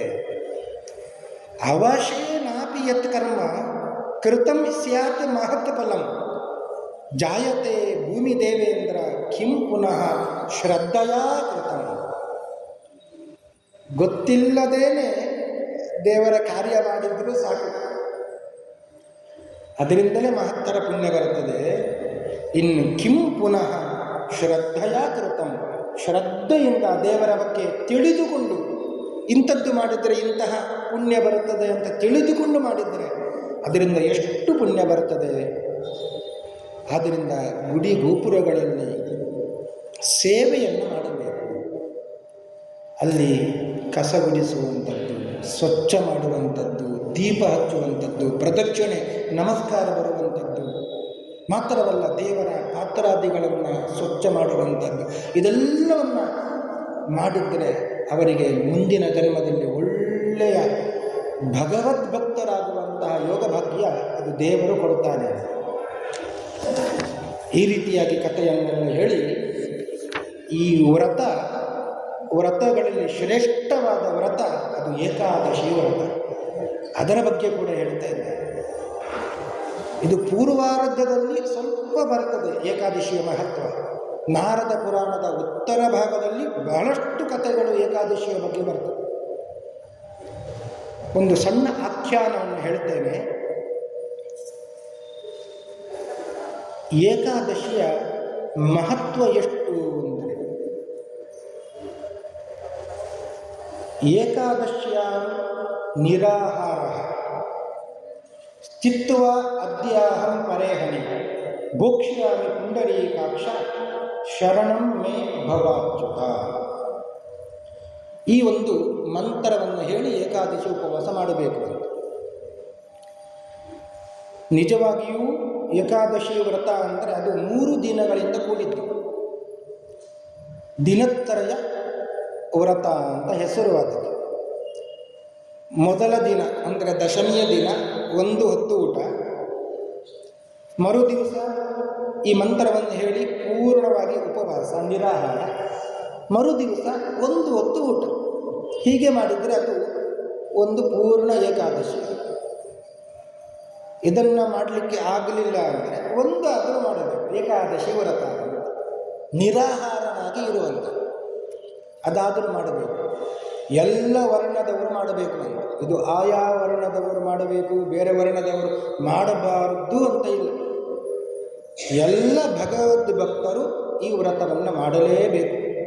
ಅಪ್ಪಿತಪ್ಪಿ ಏನಾದರೂ ಊಟ ಮಾಡಿದರೆ, ತಿನ್ನಬಾರದದ್ದು ತಿಂದರೆ ಆವಾಗ ಏನಾಗ್ತದೆ ಅಂದರೆ ಅದನ್ನು ಕೂಡ ಹೇಳ್ತಾರೆ. ಪೃಥಿವಿಯ ಯಾನಿ ಪಾಪಾನಿ ಬ್ರಹ್ಮಹತ್ಯಾದಿಕಾನಿ ಚ ಅನ್ನಂ ಆಶ್ರಿತ್ಯ ತಿಷ್ಠಂತಿ ಸಂಪ್ರಾಪ್ತೆ ಹರಿವಾಸರೇ. ಏಕಾದಶಿಯ ದಿವಸ ಇಡೀ ಭೂಮಿಯಲ್ಲಿ ಏನೆಲ್ಲ ಪಾಪಗಳು ಇವೆಯೋ ಅದು ಅನ್ನದಲ್ಲಿ ಬಂದು ಸೇರಿರುತ್ತವೆ. ಅನ್ನ ಅಂದರೆ ಬೇಯಿಸಿದ ಅಕ್ಕಿ ಅಂತಲ್ಲ, ಅತ್ತುಂ ಯೋಗ್ಯಂ ಅನ್ನ. ತಿನ್ನಲಿಕ್ಕೆ ಏನೆಲ್ಲ ಪದಾರ್ಥಗಳನ್ನು ಉಪಯೋಗಿಸುತ್ತೇವೆ ಅದೆಲ್ಲವೂ ಅನ್ನ. ಅಂತಹ ಅನ್ನದಲ್ಲಿ ಯಾವ ಯಾವ ಪಾಪಕರ್ಮಗಳು ಇವೆಯೋ ಅದೆಲ್ಲ ಆಶ್ರಯವನ್ನು ಪಡ್ಕೊಂಡು ಇರ್ತವೆ. ಹಾಗಾದರೆ ಎಲ್ಲ ಪಾಪಗಳು ನಮಗೆ ಬರಬೇಕು ಅಂತಾದರೆ ಏಕಾದಶಿ ದಿವಸ ಏನಾದರೂ ತಿನ್ನಬೇಕು. ಅಲ್ಲ, ಕೆಲವರು ಪ್ರಶ್ನೆ ಮಾಡ್ತಾರೆ, ಉಪವಾಸ ಮಾಡಲಿಕ್ಕೆ ಆಗುವುದಿಲ್ಲ, ಕೆಲವೊಂದು ರೋಗೋಪದ್ರವಗಳು ಬಾಧಿಸ್ತವೆ, ಏನು ಮಾಡಬೇಕು? ಅದಕ್ಕೂ ಕೂಡ ಶಾಸ್ತ್ರ ಸಮ್ಮತಿ ಕೊಟ್ಟಿದೆ. ಬೇಯಿಸದ ಪದಾರ್ಥಗಳು ಎಷ್ಟು ಬೇಕು ಅಷ್ಟು. ಆಸೆಯಿಂದ ಹೊಟ್ಟೆ ತುಂಬಿದರೂ ಇನ್ನೂ ತಿನ್ನುತ್ತೇನೆ, ನಡಿಲಿಕ್ಕೆ ಸಾಮರ್ಥ್ಯ ಬರಬೇಕು, ಮರುದಿವಸ ಎದ್ದು ಪೂಜೆಯನ್ನು ಮಾಡಲಿಕ್ಕೂ ಸಾಮರ್ಥ್ಯ ಬರಬೇಕು. ಅಷ್ಟು ತಿಂದರೆ ಏನು ತೊಂದರೆ ಇಲ್ಲ ಅಂತ. ಅದು ಕೂಡ ಯಾವುದು? ಕೆಲವೊಂದು ಫಲ, ಹಾಲು ಇಷ್ಟೇ. ಅದು ಕೂಡ 3 ಹೊತ್ತು ಅಲ್ಲ, 1 ಹೊತ್ತು ತಿನ್ನಬಹುದು. ಅಷ್ಟನ್ನು ಮಾಡಬೇಕು. ಆಗ ಏಕಾದಶಿ ವ್ರತದ ಫಲ ಅವರಿಗೂ ಬರ್ತದೆ. ಬಹಳ ಸಮರ್ಥರಿದ್ದಾರೆ, 1 ಅಲ್ಲ 2 ಅಲ್ಲ 3 ದಿವಸ ಕೂಡ ಉಪವಾಸ ಕೊಡ್ತಾರೆ. ಅಂಥವರು ಮಾಡದೇ ಇದ್ದರೆ ಅವರಿಗೆ ಕೆಟ್ಟ ಫಲಗಳೇ ಬರ್ತದೆ. ಆದ್ದರಿಂದ ಸಮರ್ಥರಾದವರು ಏಕಾದಶಿ ವ್ರತವನ್ನು ಮಾಡಬೇಕು. ಈ ಏಕಾದಶಿ ವ್ರತಕ್ಕೆ ಸಮವಾದಂತಹ ವ್ರತವೇ ಇಲ್ಲ ಅಂತ. ನಾಸ್ತಿ ಗಂಗಾ ಸಮಂ ತೀರ್ಥಂ ನಾಸ್ತಿ ಮಾತ್ರ ಸಮೋ ಗುರು ನಾಸ್ತಿ ವಿಷ್ಣು ಸಮಂ ದೈವಂ ತಪೋ ನ ಅನಶನಾತ್ ಪರಂ. ಉಪವಾಸಕ್ಕಿಂತ ದೊಡ್ಡ ವ್ರತ ಅದು ಬೇರೆ ಯಾವುದೂ ಇಲ್ಲ. ಉಪವಾಸ ಅಂದರೆ ಏಕಾದಶಿ ಉಪವಾಸ. ಬೇರೆ ದಿವಸ ಉಪವಾಸ ಮಾಡಿದರೆ ಅದು ಉಪಯೋಗ ಇಲ್ಲ. ನಾವೆಲ್ಲ ಮಾಡ್ತೇವೆ ಕೆಲವರೆಲ್ಲ. ಗುರುವಾರ ಉಪವಾಸ ಅಂತ. ಯಾಕೆ? ರಾಯರ ಅನುಗ್ರಹ ಆಗಲಿ. ಏಕಾದಶಿ ಭರ್ಜರಿಯಾಗಿ ಊಟ ಮಾಡ್ತೇವೆ. ಗುರುವಾರ ಒಂದು ಉಪವಾಸ ರಾಯರು ಖಂಡಿತವಾಗಿ ಮೆಚ್ಚುವುದಿಲ್ಲ. ಯಾಕೆ ಅಂದರೆ ರಾಯರು ಏಕಾದಶಿ ದಿವಸ ಉಪವಾಸ ಮಾಡ್ತಾರೆ ಅಂತ ದೇವರ ಪ್ರೀತಿಗಾಗಿ. ಆದ್ದರಿಂದಲೇ ಕ್ಷೇತ್ರದಲ್ಲಿ ದೇವರಿಗೆ ಹೂವನ್ನು ಹಾಕಿದ್ರು, ಏರಿಸಿದ್ರು, ರಾಯರಿಗೆ ಏರಿಸಿದರು. ಕೇವಲ ತುಳಸಿ ಪತ್ರವನ್ನು ಮಾತ್ರ. ಹಾಗಾದರೆ ರಾಯರ ಸೇವೆ ಮಾಡುವವರು ಗುರುವಾರ ಉಪವಾಸವನ್ನು ಮಾಡಿ ರಾಯರೇ ಏನೂ ತಿನ್ನದೇ ಇರುವಾಗ ಏಕಾದಶಿ ದಿವಸ ತಿಂದರೆ ರಾಯರಿಗೆ ಅನುಗ್ರಹ ಮಾಡುವ ಮನಸ್ಸು ಬರುವುದಿಲ್ಲ. ಯಾರು ಗುರುವಾರವನ್ನು ಮಾಡದೆ ಏಕಾದಶಿ ಮಾಡುತ್ತಾರೋ ಅಂಥವರಿಗೆ ರಾಯರು ಕೂಡ ಅನುಗ್ರಹ ಮಾಡ್ತಾರೆ. ಆದ್ದರಿಂದಲೇ ಎಲ್ಲ ವ್ರತಗಳ ಹಿಂದೆ, ಎಲ್ಲ ವ್ರತಗಳು ಹಿಂದೆ, ಎಲ್ಲ ವ್ರತಗಳ ಮುಂದೆ ಏಕಾದಶಿ ವ್ರತ. ಆದ್ದರಿಂದ ಪ್ರತಿಯೊಬ್ಬರು ಕೂಡ ಏಕಾದಶಿ ವ್ರತವನ್ನು ಮಾಡಲೇಬೇಕು ಅಂತ. ಹೀಗೆ ಏಕಾದಶಿ ವ್ರತದ ಮಹಿಮೆಯನ್ನು ಹೇಳ್ತಾರೆ. ಒಬ್ಬ ಗಾಲವ ಋಷಿಗಳು, ಅವರ ಮಗ ಭದ್ರಶೀಲ ಅಂತ. ಆ ಭದ್ರಶೀಲ ಸಣ್ಣವನಿಂದಲೇ ಏಕಾದಶಿ ಉಪವಾಸ ವ್ರತವನ್ನೆಲ್ಲ ಮಾಡುತ್ತಾ ಇದ್ದಂತೆ. ಈ ಗಾಲವ ಋಷಿಗಳಿಗೆ ಸ್ವಲ್ಪ ಸಂಶಯ ಬಂತು, ನಾನು ಹೇಳಿಕೊಟ್ಟಿಲ್ಲ, ಆದರೆ ಇವ ಮಾಡುತ್ತಾ ಇದ್ದಾನೆ, ಇದು ಹೇಗೆ? ಅವರೇ ಕೇಳಿದರು ಮಗನಲ್ಲಿ, ಇದು ಹೇಗೆ ನಿನಗೆ ಸಾಧ್ಯ ಆಯಿತು? ಇಂತಹ ದೇವರ ಪೂಜೆ, ಜಪ, ಸಂಧ್ಯಾವಂದನೆ, ಏಕಾದಶಿ ವ್ರತವನ್ನು ಮಾಡುತ್ತಾ ಇದ್ದೀಯಲ್ಲ, ಹೇಗೆ ಸಾಧ್ಯ ಆಯಿತು? ಆಗ ಅವ ಹೇಳಿದ ಭದ್ರಶೀಲ, ಈಗ ನಿಮ್ಮ ಮಗ ಆಗಿದ್ದೇನೆ, ಹಿಂದೆ ನಾನು ಬೇಡದ ಕಾರ್ಯವನ್ನು ಮಾಡಿಕೊಂಡವನ ಆಗಿದ್ದೆ. ಬೇಡದ ಕರ್ಮವನ್ನೆಲ್ಲ ಮಾಡಿಕೊಂಡು ದೊಡ್ಡ ಬೇಡನಾಗಿದ್ದೆ, ವ್ಯಾಧನಾಗಿದ್ದೆ. ಬೇಟೆಯಾಡ್ತಾ ಆಡ್ತಾ ಬೆಳಗ್ಗಿನಿಂದ ಹಿಡಿದು ಸಾಯಂಕಾಲದವರೆಗೆ ಏನೂ ತಿನ್ನಲಿಲ್ಲ. ಸಾಯಂಕಾಲ ಆಯಿತು, ಬೇಟೆಯಾಡುವ ಪ್ರಸಂಗದಲ್ಲಿ ಹಗಲು ರಾತ್ರಿ ಗೊತ್ತಾಗಲಿಲ್ಲ. ತಿನ್ನಬೇಕು ಅಂತ ಮನಸ್ಸು ಬಂದಿಲ್ಲ. ಸಂಜೆ ಆಯಿತು, ಕತ್ತಲು, ಕಾಣುವುದಿಲ್ಲ. ಸ್ವಲ್ಪ ಆಯಾಸ ಪ್ರಾರಂಭ ಆಯಿತು. ಎಲ್ಲಿ ಹುಡುಕಿದ್ರೂ ನೀರಿಲ್ಲ ಅಂತ. ಅವನಿಗೆ ಸಿಕ್ಕಿದವರು ಯಾರು ಅಂದರೆ ಮುನಿಗಳು. ಶುದ್ಧ ಉಪವಾಸವನ್ನು ಮಾಡಿದಂತಹ ಮುನಿಗಳೆಲ್ಲ ಅಲ್ಲಿ ಇದ್ದರು. ಅವರಲ್ಲಿ ಕೇಳಿದ, ಇವತ್ತು ಏಕಾದಶಿ ಅಂತ ಹೇಳಿದ್ರಂತೆ, ಇನ್ನೇನು ಮಾಡೋಣ? ಹಾಗೆಯೇ ಮಲಗಿದ. ಮಲಗಿದ್ದರೆ ನಿದ್ರೆ ಎಲ್ಲಿ ಬರಬೇಕು? ಕೆಲವರಿಗೆ ಉಪವಾಸ ಮಾಡಿದರೆ ನಿದ್ರೆ ಬರುವುದಿಲ್ಲ.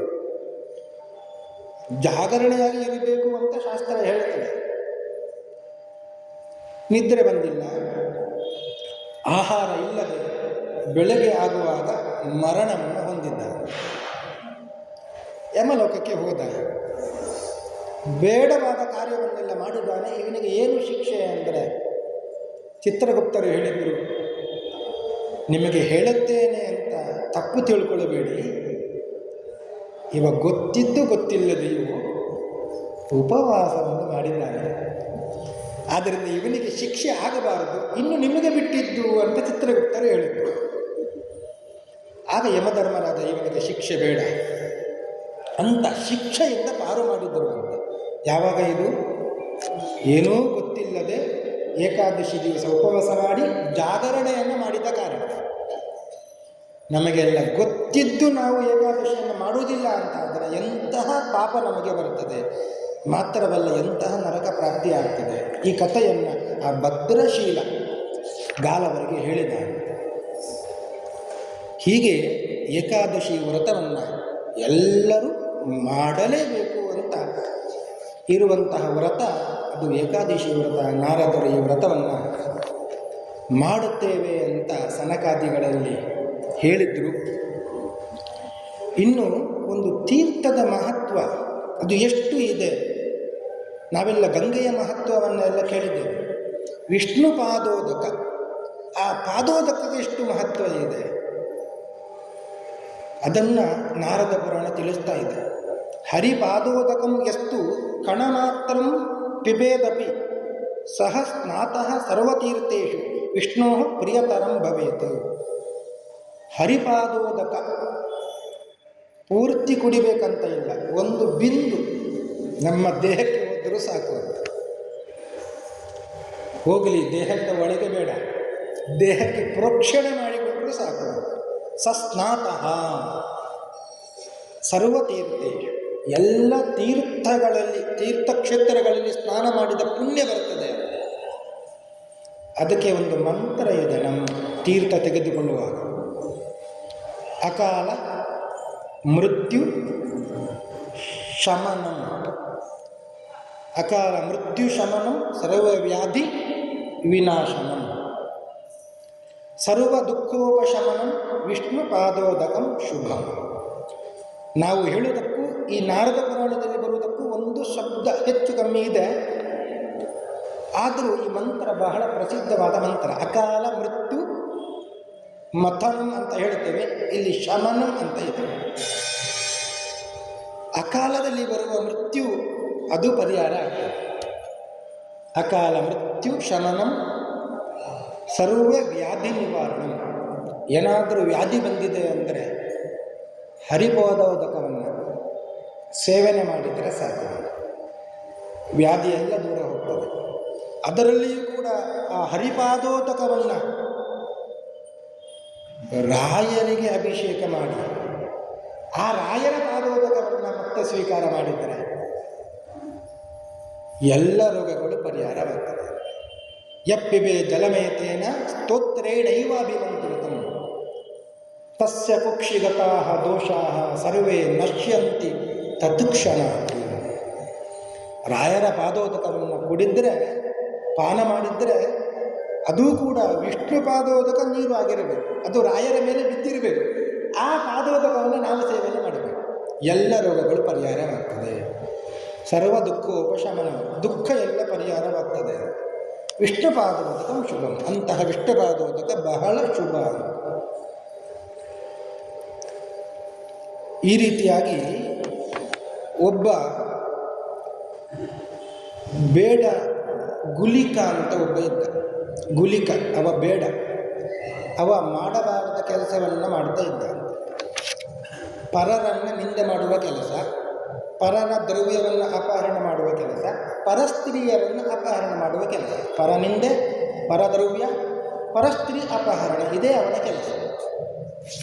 ದೇವಸ್ಥಾನಕ್ಕೆ ಬಂದಿದ್ದಾನೆ, ಎಲ್ಲ ದೇವರ ಗುಡಿಯ ಸಂಪತ್ತನ್ನು ಕದೀತಾ ಇದ್ದ.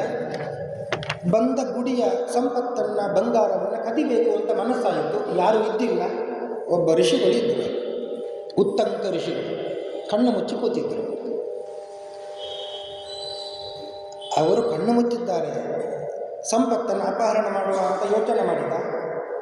ತೆಗೆದುಕೊಂಡು ಹೋಗುವಾಗ ಕಣ್ಣು ಬಿಟ್ಟರೆ ಬೇಡ, ಇವರನ್ನು ಕೊಲ್ಲುತ್ತೇನೆ ಅಂತ ಅವರನ್ನು ಕೊಲ್ಲಿಕ್ಕೆ ಹೋದ.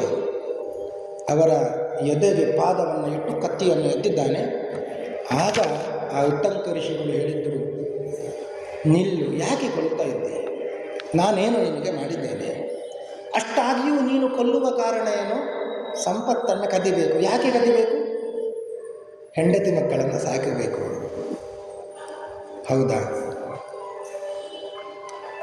ಎಲ್ಲಿವರೆಗೆ ಅವರು ನಿನ್ನನ್ನು ನೆನಪಿನಲ್ಲಿ ಇಟ್ಟುಕೊಳ್ಳುತ್ತಾರೆ? ಈ ಮಾತನ್ನೆಲ್ಲ ಆಡಿದ್ರು ಅಂತ.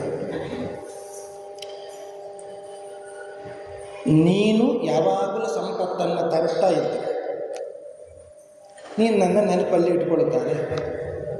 ನೀನು ಒಂದು ದಿವಸ ತಂದಿಲ್ಲ ಅಂತ ನಿನ್ನನ್ನು ಬಿಟ್ಟೇ ಬಿಡ್ತಾರೆ. ನಾಳೆ ಇಷ್ಟೆಲ್ಲ ಪಾಪವನ್ನು ಮಾಡಿ ಸಂಪತ್ತನ್ನು ತಂದು ಅವರಿಗೆ ಹಂಚಿದಿ, ಅಂದಿನಿಂದ ಬಂದ ಪಾಪ ಬಂತು, ಅದು ಯಾರು ಉಣ್ಣುತ್ತಾರೆ? ಅವರು ಯಾರು ಅದನ್ನು ಉಣ್ಣುವುದಿಲ್ಲ. ಅದನ್ನು ಕೊನೆಗೆ ನೀನೇ ಉಣ್ಣಬೇಕು. ಸರಿ, ನೀನು ನಾಳೆ ಸತ್ತಿ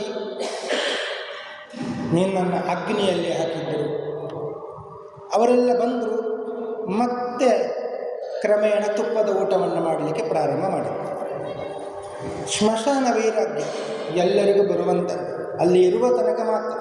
10 ದಿವಸ ಕಳಿತು ಎಲ್ಲವನ್ನು ಮರೆತು ಬಿಟ್ಟರು.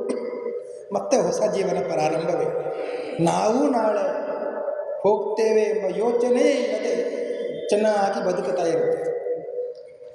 ಹೀಗೆಲ್ಲ ಹೇಳಿದಾಗ ಅವನಿಗೆ ಹೌದು ಅಂತಾಯಿತು, ತುಂಬ ದುಃಖ ಆಯಿತು. ಆ ದುಃಖದಿಂದಲೇ ಸತ್ತು ಹೋದ. ಉತ್ತಂಕರು ಏನು ಮಾಡಿದರು? ಪಾಪ ಸತ್ತ ಅಲ್ವ ಅಂತ ಹೇಳಿ ವಿಷ್ಣು ಪಾದೋದಕ ತೀರ್ಥ ಇತ್ತು ಅಂತ ತೀರ್ಥವನ್ನು ಅವನಿಗೆ ಪ್ರೋಕ್ಷಣೆ ಮಾಡಿದರು. ಪ್ರೋಕ್ಷಣೆ ಮಾಡಿದ ಕೂಡಲೇ ಮೇಲಿನಿಂದ ವಿಮಾನ ಬಂತು, ಅವನನ್ನು ಹತ್ತಿಸಿಕೊಂಡು ಕರ್ಕೊಂಡು ಹೋದರುವಂತೆ. ಅವ ಹೋಗುವಾಗ ಉತ್ತಂಗ ಋಷಿಗಳಿಗೆ ನಮಸ್ಕಾರ ಮಾಡಿದಂತೆ, ಗುರುಗಳೇ, ನೀವೇ ಪಾಪದಿಂದ ಬಿಡುಗಡೆಗೊಳಿಸಿದವರು, ನಿಮ್ಮಂಥ ಪೂಜ್ಯರನ್ನು ನಾನು ಇದುವರೆಗೆ ಯಾರನ್ನು ನೋಡಿಲ್ಲ. ಹರಿಪಾದೋದಕವನ್ನು ಪ್ರೋಕ್ಷಣೆ ಮಾಡಿ ನನ್ನನ್ನು ಎಲ್ಲ ಪಾಪಗಳಿಂದ ಬಿಡುಗಡೆಗೊಳಿಸಿದ್ದೀರಲ್ಲ ನೀವು ಅಂತ ನಮಸ್ಕಾರ ಮಾಡಿ ಹೋದ. ಹಾಗಾದರೆ ದೇವರ ಪಾದೋದಕ ಮಹಿಮೆ ಎಷ್ಟು ಅಂತ ನಮಗೆ ನಾರದ ಪುರಾಣ ತಿಳಿಸ್ತಾ ಇದೆ. ಇವತ್ತು ನಾರದ ಪುರಾಣದ ಪ್ರವಚನ ನಡೀತಾ ಇದೆ. ಆದರೆ ಆಚಾರ್ಯರು ಹೇಳಿದರು, ಏಕಾದಶಿ, ಪ್ರತಿ ಏಕಾದಶಿಯು ಕೂಡ ಇಲ್ಲಿ ಭಾಗವತದ ಪುರಾಣ ಉಪನ್ಯಾಸ ನಡೀತದೆ. ಆದರೂ 1-2-10 ನಿಮಿಷಗಳ ಕಾಲ ಭಾಗವತವನ್ನು ಕೂಡ ಹೇಳಿ, 1-2 ನಿಮಿಷ ಭಾಗವತದ ಕಥೆಯನ್ನು ಕೂಡ ನಾವು ಕೇಳೋಣ.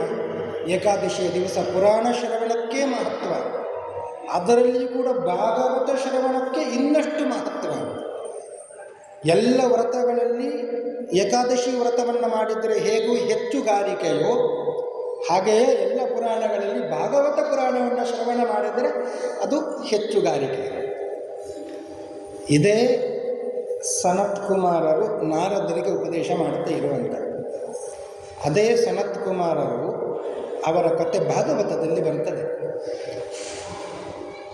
ಈ ಪೃಥು ಚಕ್ರವರ್ತಿ, ಆ ಪೃಥು ಚಕ್ರವರ್ತಿಗೆ ಉಪದೇಶವನ್ನು ಸನತ್ ಕುಮಾರರು ಮಾಡಿದ್ದಾರೆ, ಬಹಳಷ್ಟು ಮಾಡಿದ್ದಾರೆ. ಆ ಮಾಡಿದ ಸಾರ ಏನು, ಉಪದೇಶ ಮಾಡಿದ ಸಾರ ಏನು ಅಂದರೆ ಅದನ್ನು ಒಂದು ಶ್ಲೋಕದಲ್ಲಿ ಹೇಳ್ತಾ ಇದ್ದಾರೆ. ಶಾಸ್ತ್ರೇ ಶ್ವಿಯಾನ ಸುನಿಶ್ಚಿತೋ ನೃಣಾಂ ಕ್ಷೇಮಸ್ಯ ಸಮ್ಯಕ್ ವಿಮೃಶೇಷು ಹೇತು ಅಸಂಗ ಆತ್ಮ ವ್ಯತಿರಿಕ್ತ ವಸ್ತುನಿ ದೃಢಾರತಿರ್ಬ್ರಹ್ಮಣಿ ನಿರ್ಗುಣೇ ಚಯ. ಎಲ್ಲ ಶಾಸ್ತ್ರದ ಸಾರ ಏನು ಅಂದರೆ 2 ಅಂತ. ಏನು? ಒಂದು ಆಸಕ್ತಿ, ಇನ್ನೊಂದು ನಿರಾಸಕ್ತಿ. ಯಾರಲ್ಲಿ ಆಸಕ್ತಿ, ಯಾರಲ್ಲಿ ನಿರಾಸಕ್ತಿ? ಅಸಂಗ ಆತ್ಮ ವ್ಯತಿರಿಕ್ತ ವಸ್ತುನಿ, ದೇವರನ್ನು ಬಿಟ್ಟು ಉಳಿದ ಎಲ್ಲ ಪದಾರ್ಥಗಳಲ್ಲಿ ಅನಾಸಕ್ತಿ, ಅದರಲ್ಲಿ ಆಸಕ್ತಿಯನ್ನು ತೋರಿಸಬಾರದು. ಅಸಂಗ ಆತ್ಮ ವ್ಯತಿರಿಕ್ತ ವಸ್ತುನಿ, ಪರಮಾತ್ಮನನ್ನು ಬಿಟ್ಟು ಬೇರೆ ಎಲ್ಲ ವಸ್ತುಗಳಲ್ಲಿ ಅನಾಸಕ್ತಿ. ಯಾರಲ್ಲಿ ಆಸಕ್ತಿ ಮಾಡಬೇಕು? ದೃಢರತಿರ್ಬ್ರಹ್ಮಣಿ ನಿರ್ಗುಣೇ ಚಯ. ದೃಢವಾದ ರತಿ, ದೃಢವಾದಂತಹ ಆಸಕ್ತಿ, ಭಕ್ತಿ, ಅದನ್ನು ಭಗವಂತನಲ್ಲಿ ಮಾಡಬೇಕು. ನಿರ್ಗುಣೇತಯ, ನಮ್ಮಂತೆ ಗುಣಗಳು ಅವನಲ್ಲಿ ಇಲ್ಲ. ಅವನದು ಅಪರಾಕೃತವಾದಂತಹ ಶರೀರ, ನಮ್ಮದು ಪ್ರಾಕೃತ ಶರೀರ. ನಮ್ಮಲ್ಲಿ ಸತ್ವ, ರಜೋ, ತಮೋ ಗುಣಗಳೆಲ್ಲ ಇರ್ತವೆ. ಅವನದು ನಮ್ಮಂಥ ಶರೀರ ಅಲ್ಲ. ಆದ್ದರಿಂದ ಅಪ್ರಾಕೃತ ಶರೀರ ಉಳ್ಳವನಿಗೆ ಇಂತಹ ಗುಣಗಳಿಲ್ಲ. ಹಾಗಂತೇಳಿ ನಿರ್ಗುಣ ಅಲ್ಲ. ಅನಂತ ಕಲ್ಯಾಣ ಗುಣ ಪರಿಪೂರ್ಣ, ಜ್ಞಾನ, ಆನಂದ, ಐಶ್ವರ್ಯ, ಅದು ಕೂಡ ಪೂರ್ಣ ಜ್ಞಾನ, ಪೂರ್ಣಾನಂದ, ಪೂರ್ಣ ಐಶ್ವರ್ಯ. ಅಂತಹ ಗುಣಗಳು ಉಳ್ಳವ ಭಗವಂತ, ಅವನಲ್ಲಿ ದೃಢರತಿ, ಯಾವಾಗಲೂ ಆಸಕ್ತಿ ಅಂತ. ಇದು ವ್ಯತ್ಯಾಸ ಆಗಬಾರದು ಅಂತ ಹೇಳ್ತಾರೆ. ನಮಗೆಲ್ಲ ವ್ಯತ್ಯಾಸ ಆಗಿದೆ. ಪರಮಾತ್ಮನಲ್ಲಿ ಅನಾಸಕ್ತಿ, ಪರಮಾತ್ಮನನ್ನು ಬಿಟ್ಟು ಬೇರೆ ಎಲ್ಲ ವಸ್ತುಗಳಲ್ಲಿ ಆಸಕ್ತಿ ಆಗಿದೆ. ಅದು ಆಗಬಾರದು ಅಂತ ಸನತ್ ಕುಮಾರರು ಹೇಳ್ತಾರೆ. ಇಲ್ಲಿ ನಾರದ ಪುರಾಣದಲ್ಲಿ ನಾರದರು ಬಂದರು. ಇದೇ ನಾರದರು ಇದೇ ಪೃಥ್ವಿನ ವಂಶದಲ್ಲಿ ಬಂದ ಪ್ರಚೇತಸರಿಗೆ ಒಂದು ಉಪದೇಶವನ್ನು ಮಾಡ್ತಾ ಇದ್ದಾರೆ. ಇಲ್ಲಿ ಎಲ್ಲ ನಾರದರು ಪ್ರಶ್ನೆಗಳನ್ನು ಕೇಳ್ತಾ ಇದ್ದಾರೆ. ಬೇರೆ ಕಡೆ ಎಲ್ಲ ನಾರದರು ಉಪದೇಶ ಮಾಡಿದ್ದಾರೆ. ಪ್ರಚೇತಸರಿಗೆ ನಾರದರು ಉಪದೇಶ ಮಾಡುತ್ತಾರೆ, ನಾವು ಯಾರನ್ನು ಆರಾಧನೆ ಮಾಡಬೇಕು? ಸರ್ವೋತ್ತಮನಾದ ಭಗವಂತನನ್ನು ಆರಾಧನೆ ಮಾಡಬೇಕು. ಎಲ್ಲರ ಅಂತರ್ಯಾಮಿಯಾಗಿರುವ ಭಗವಂತನನ್ನು ಆರಾಧನೆ ಮಾಡಬೇಕು. ಅದು ಹೇಗೆ ಮಾಡಬೇಕು ಅಂತ ಹೇಳ್ತಾ ಇದ್ದಾರೆ. ಯಥಾ ತರೋರು ಮೂಲ ನಿಷೇಚನೇನ ತೃಪ್ಯಂತಿ ತತಸ್ಕಂದ ಭುಜೋಪಶಾಖಾ ಪ್ರಾಣೋಪಹಾರಾಚ್ಚ ಯತೇಂದ್ರಿಯಾಣಂ ತಥೈವ ಸರ್ವಾರ್ಹಣಂ ಅಚ್ಯುತೇದ್ಯ. ಒಂದು ದೊಡ್ಡ ಮರ ಇದೆ. ಆ ಮರದಲ್ಲಿ ಹಣ್ಣು ಆಗಬೇಕು, ಹೂ ಆಗಬೇಕು ಅಂತ ಆಸೆ ನಮಗೆ. ಅದಕ್ಕೆ ನೀರನ್ನು ಹಾಕಿ ಬೆಳೆಸಬೇಕು. ಎಲ್ಲಿಗೆ ನೀರನ್ನು ಎರಿಬೇಕು? ತರೋಹು ಮೂಲ ನಿಷೇಕನೇನ, ಆ ಮರದ ಬುಡಕ್ಕೆ ನೀರನ್ನು ಹಾಕಬೇಕು. ಬೇರು ಅಲ್ಲೇ ಇರುತ್ತದೆ ಬುಡದಲ್ಲಿ. ಆಗ ತತಸ್ಕಂದ ಭುಜೋಪಶಾಖ, ಅದರದ್ದು ರೆಂಬೆ ಕೊಂಬೆಗಳಿಗೆಲ್ಲ ಅದು ನೀರು ಎಳ್ಕೊಂಡು ಅಲ್ಲಿ ಹೂವನ್ನು ಹಣ್ಣನ್ನೆಲ್ಲ ಬಿಡುತ್ತದೆ. ಇನ್ನೊಂದು ಉದಾಹರಣೆ ಕೊಡ್ತಾರೆ. ಪ್ರಾಣೋಪಹಾರಾಜ್ಯ ಯತೇಂದ್ರಿಯಾಣ, ಪ್ರಾಣನಿಗೆ ಆರಾಧನೆ ಮಾಡಬೇಕು. ಆಗ ಎಲ್ಲ ಇಂದ್ರಿಯಗಳಿಗೆ ಶಕ್ತಿ ಬರುತ್ತದೆ.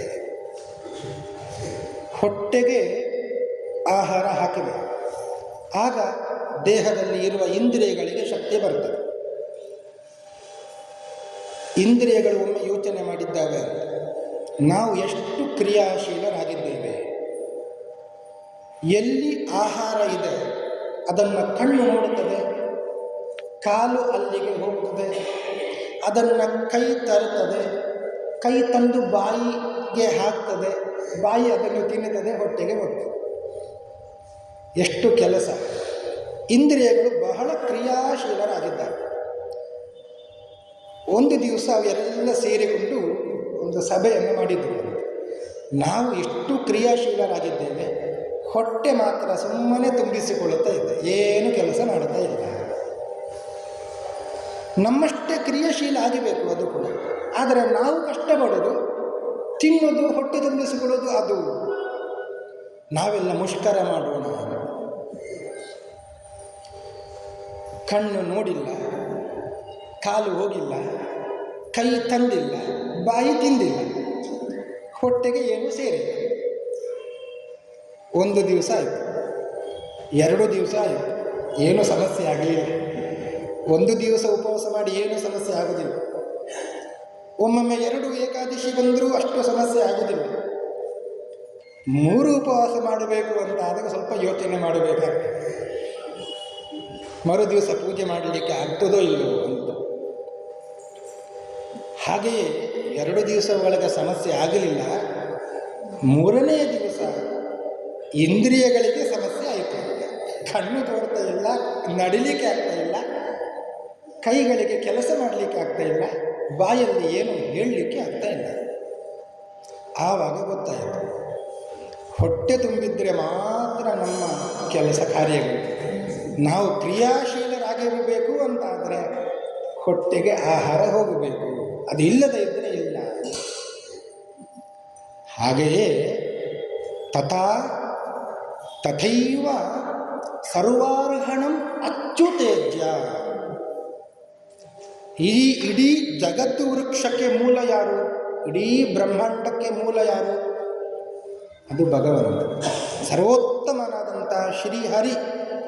ಆ ನಾರಾಯಣನಿಂದಲೇ ಎಲ್ಲವೂ ಕೂಡ ಉತ್ಪತ್ತಿಯಾಗಿದೆ. ಎಲ್ಲ ಕಾಲದಲ್ಲಿ ಇರುವವ ಯಾರು? ಅದು ನಾರಾಯಣ.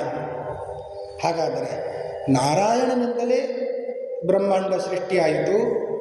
ಬ್ರಹ್ಮಾಂಡದಲ್ಲಿ ನೀರು ಸೃಷ್ಟಿಯಾಯಿತು. ನೀರಿನಲ್ಲಿ ನಾರಾಯಣ ಮಲಗಿದ. ನಾಭಿಕಮಲದಿಂದ ಬ್ರಹ್ಮ ಬಂದ, ಬ್ರಹ್ಮನಿಂದ ರುದ್ರ ಬಂದ, ಬ್ರಹ್ಮದಿಂದ ರುದ್ರ ಬಂದ, ಎಲ್ಲರೂ ಬಂದರು. ಅವರಿಂದಲೂ ಸೃಷ್ಟಿಯೆಲ್ಲ ಆಯಿತು ಅಂತ. ಹಾಗಾದರೆ ಮೂಲ ಕಾರಣ ಯಾರು? ಇಡೀ ಜಗತ್ತೆಂಬ ವೃಕ್ಷಕ್ಕೆ ಮೂಲ ಯಾರು? ಅದು ನಾರಾಯಣ, ಭಗವಂತ, ಸರ್ವೋತ್ತಮನಾದವ. ಅವನಿಗೆ ಪೂಜೆ ಮಾಡಬೇಕು. ಮರದ ಬುಡಕ್ಕೆ ನೀರೇರಬೇಕು, ರೆಂಬೆಗಲ್ಲ. ಸರ್ವೋತ್ತಮನಾದಂತಹ ಎಲ್ಲರಿಗೂ ಮೂಲ ಕಾರಣನಾದಂತಹ ಭಗವಂತನ ಆರಾಧನೆ ಮಾಡಬೇಕು. ಅದು ಮಾಡದೆ ಬೇರೆ ದೇವತೆಗಳ ಆರಾಧನೆ ಮಾಡುತ್ತೇನೆ ಅಂದರೆ ಅದಕ್ಕೆ ಫಲ ಇಲ್ಲ. ಹೊಟ್ಟೆಗೆ, ಪ್ರಾಣನಿಗೆ ಆಹಾರ ಕೊಡೋದು, ಅವನಿಗೆ ಕೊಡದೆ ಇಂದ್ರಿಯಗಳಿಗೆ ಕೊಟ್ಟರೆ, ಹೊಟ್ಟೆ ಕೆಲಸ ಮಾಡಿದರೆ ಇಂದ್ರಿಯಗಳು ಕೆಲಸ ಮಾಡುವುದಿಲ್ಲ.